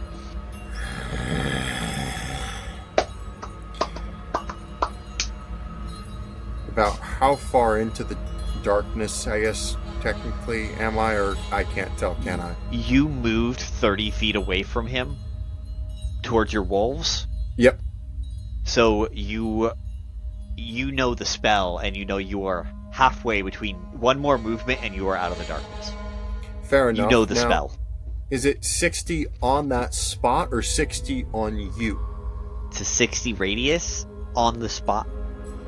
Okay. That he cast it, which he cast it right on top of himself. Alright. I also know technically right now I'm about 30 feet from you. But I don't know your exact area, right? Correct. Do I know Aelothin can see you? You would probably... Yeah, I think Aelothin's okay. over there nodding. Yeah, you would have known he can see through his eye. It's going to be kind of a two-parter almost, and they're going to kind of happen almost instantaneous in a way. Mm-hmm. Ah, dang it. Never mind. I need to actually see you within range to do it. Can I interrupt? Sorry. So my hound is, as soon as I cast this hound, The hound, at the start of its turn, automatically knows where my target's location is. Oh.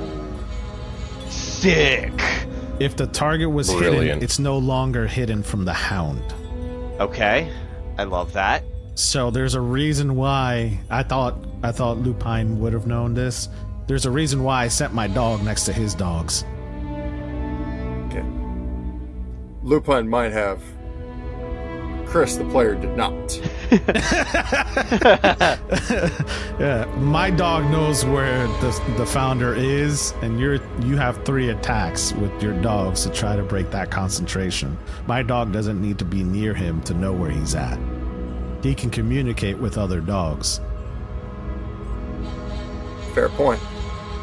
So, with that, Lupine is gonna move back that 30, and as he basically almost like bonus action dashes back behind his wolves. Okay. He's gonna basically, if the Hound of Ill Omen is able to communicate with them and they know where you are,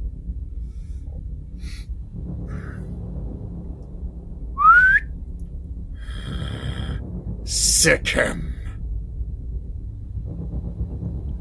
The wolves know he is 60 feet dead ahead. What is the movement speed of your wolves?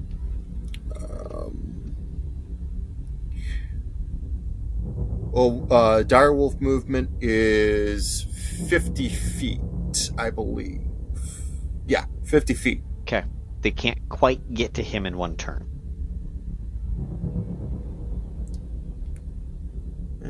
So, sent the wolves to move forward, moved back as a bonus. Cunning action, and then is gonna just try and he's gonna try and shoot his bow and see if he hits something. Okay. Slinging an arrow at you. Okay. Disadvantage? Disadvantage, copy that. That is going to miss because that was a 2 on the die, and technically that's a dirty 20, actually. Dirty 20, I love it.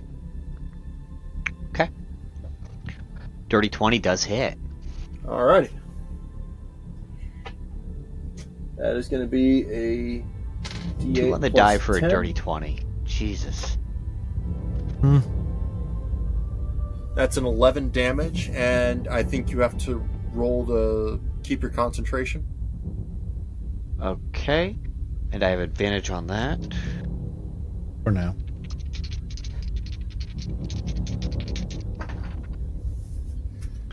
Well, that's a 28 on the concentration check, so he passes the concentration. All right, second attack coming through. Okay. With disadvantage. And that's going to be a...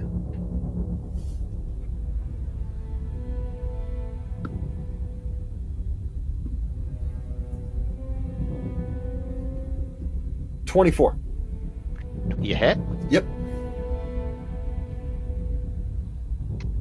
And now, once again, that would be 12.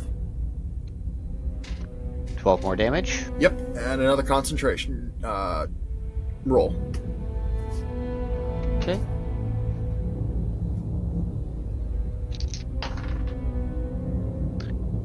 Nice. Twin 17s on the die, so that makes it a 26. I don't know what he passes. Okay, I didn't know what your DC or roll so for it's is. 10 plus half the damage taken.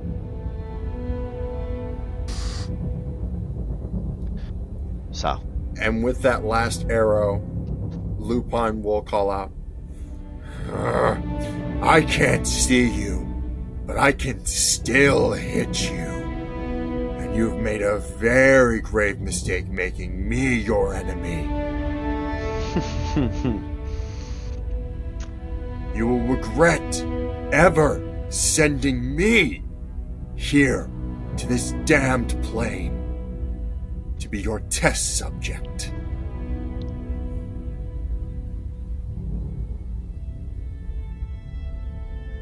He stays silent. At this point, he is going to, as a bonus action, send one of his Crown of Stars straight at Vaelith.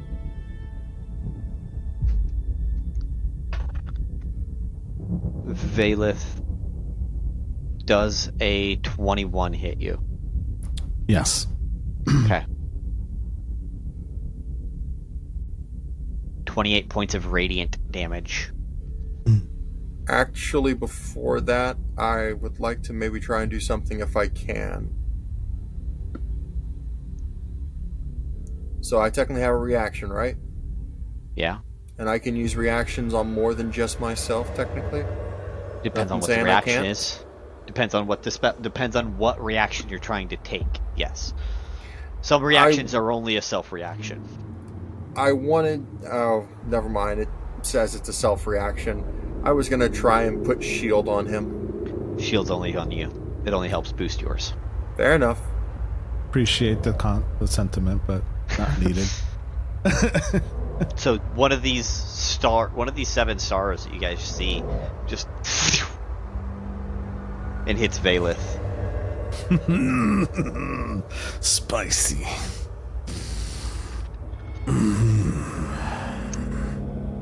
And as his action, he's going to go ahead and take and cast Web, centered over on Aelothin and Vaelith. I need a DC 25 dexterity saving throw. Nah, I missed it by 1, bitch. Fuck!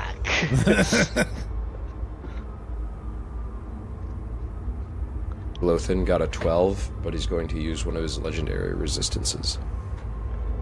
Fantastic. Aelothin, you are not restrained by because you can see, you start to see these inky black shadow tendrils come up and create a web out through, and Lupine out the backside. You can start to see some inky black tendrils come up and create this blackened web. And Vaelith, you are fully restrained at this point. I will look over to Aelothin because I still held my action. And I will look at Aelothin. And you'll hear him speak to you, Vaelith. But it's not in the deepened voice, but it's more of a natural, soft voice. And what you'll hear is, it's time to save your people. Give them what they need. Do you have the strength to do what others don't?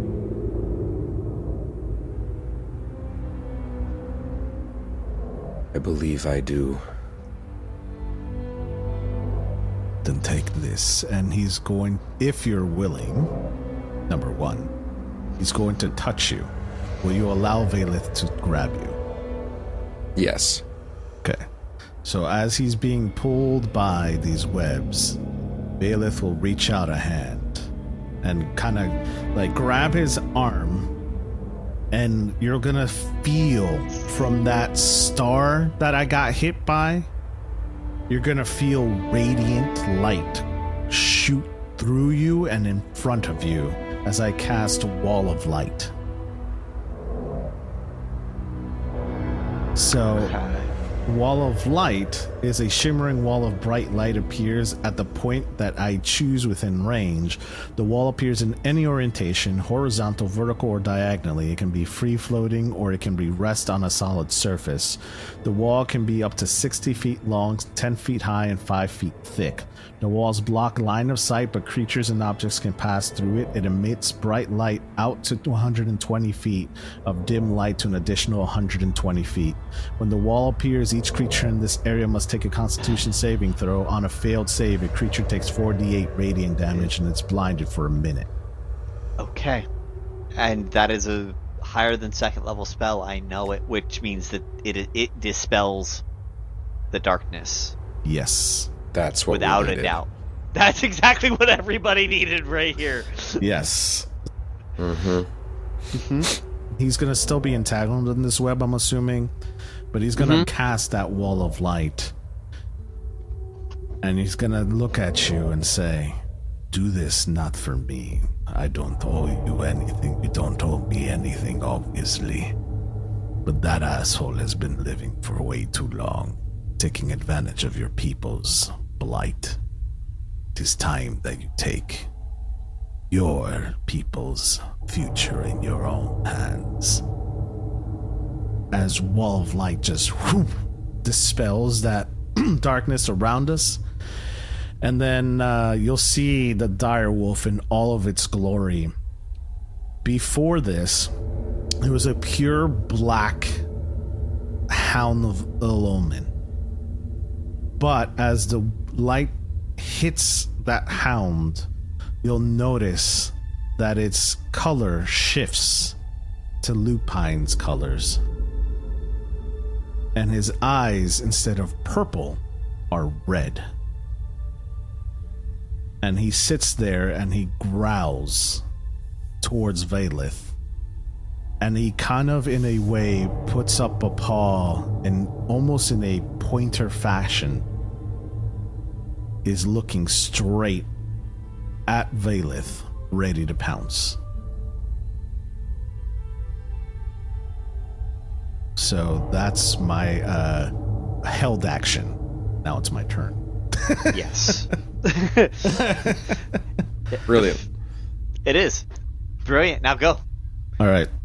Unless anyone else wants to use a legendary at this point. As the wall of light, and we have this exchange between Aelothin and Vaelith.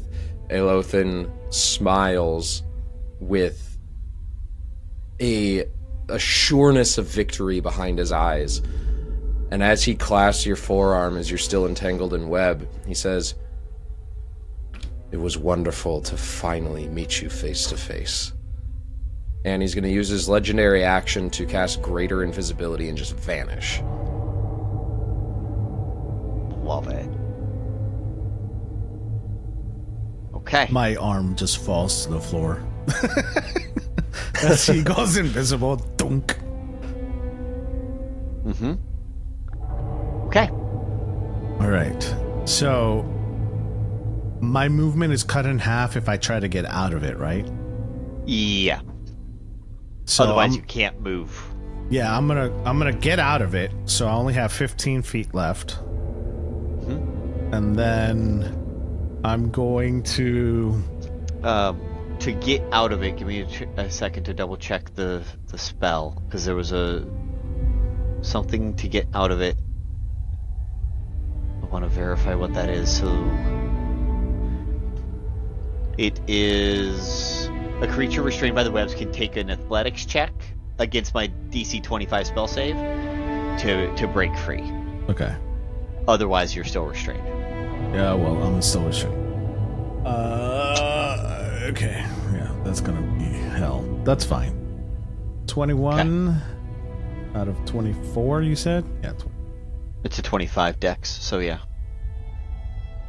25, but it's a strength check instead. Yeah, so. yeah, it's athletics check. Yeah. Okay.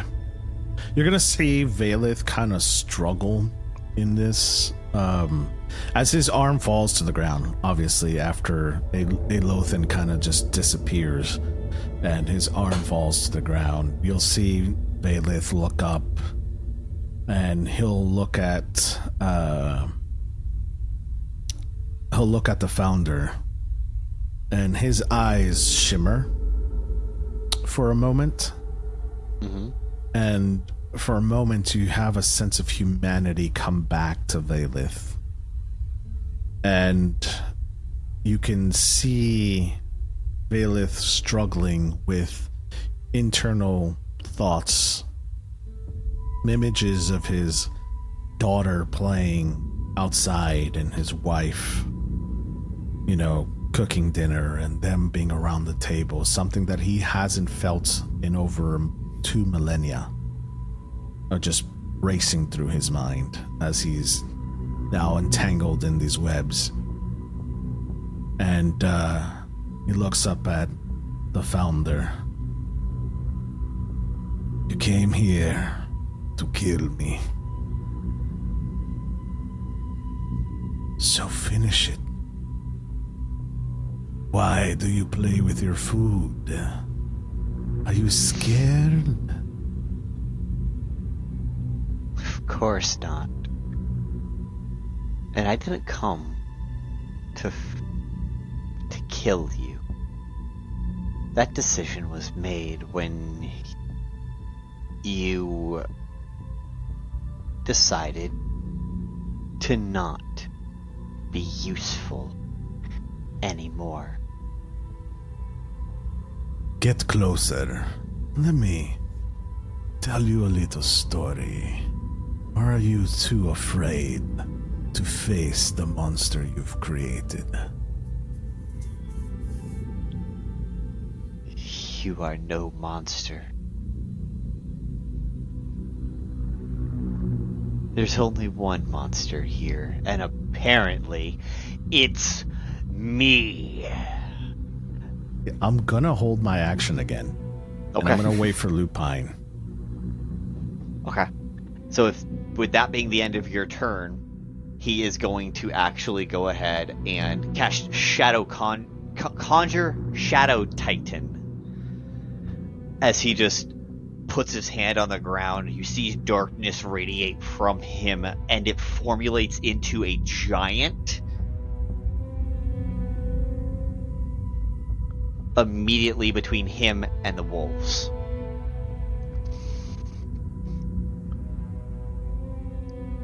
Take care of that one. He's mine. And it's Aelothin's turn. Would like to move immediately behind the founder, still invisible.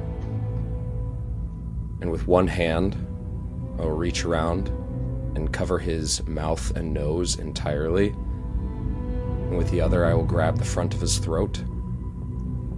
And I'm wearing a ring with a small pin in it. Okay. And that will pierce his neck. I'm going to make my attack roll. Okay.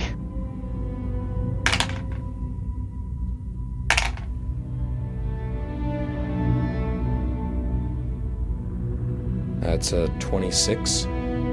Shit. Yeah, you beat his AC. He needs to make a Constitution save DC 19. DC 19? And is it a spell or a poison? Poison. Ah, shit. Poisoned. He fails.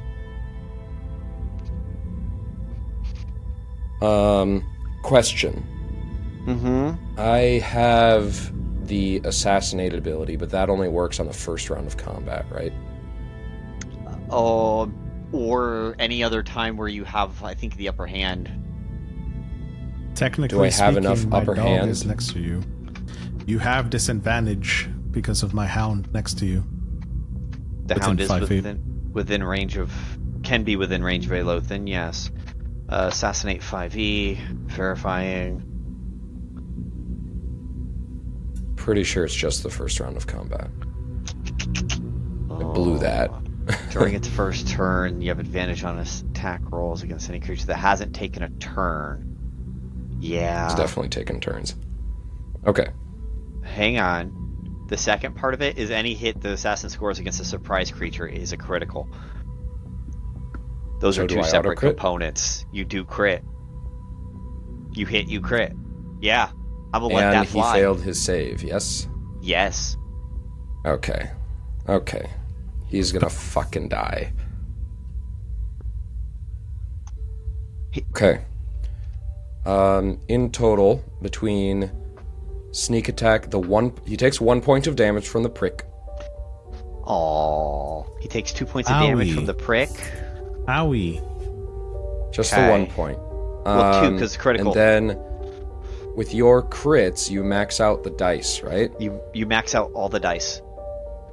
I am rolling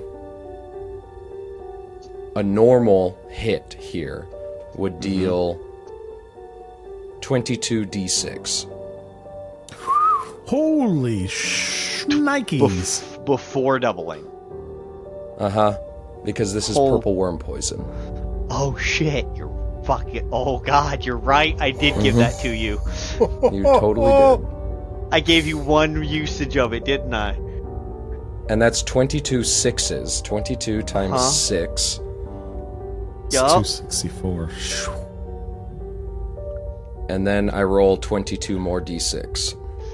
Okay.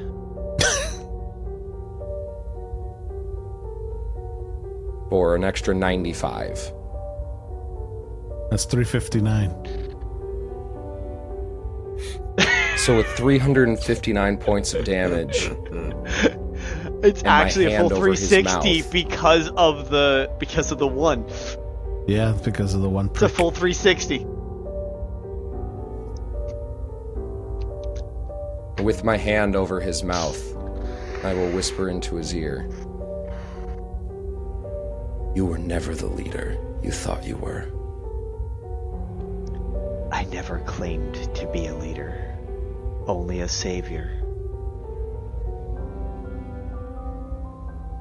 Die and save the rest of us. And I will gently lay him down. I'm glad it was you. As he just crumples in your arms.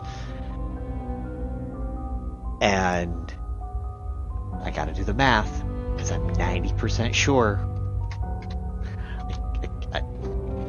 90% sure. Is that true death? Double negative? Yes. Yeah, he had 91. He had 91 hit points, so the 95 brought him to -4. -4 plus 268 is -200. -4 is -268. Therefore, that is above his 142 normal maximum hit points. He dead. So No I'm free. chance. I'm free! No chance Like of Pinocchio. nothing. No chance of nothing. And Vaelith, as you sit there and watch the founder die, you hear a pop behind you and a blade at your throat.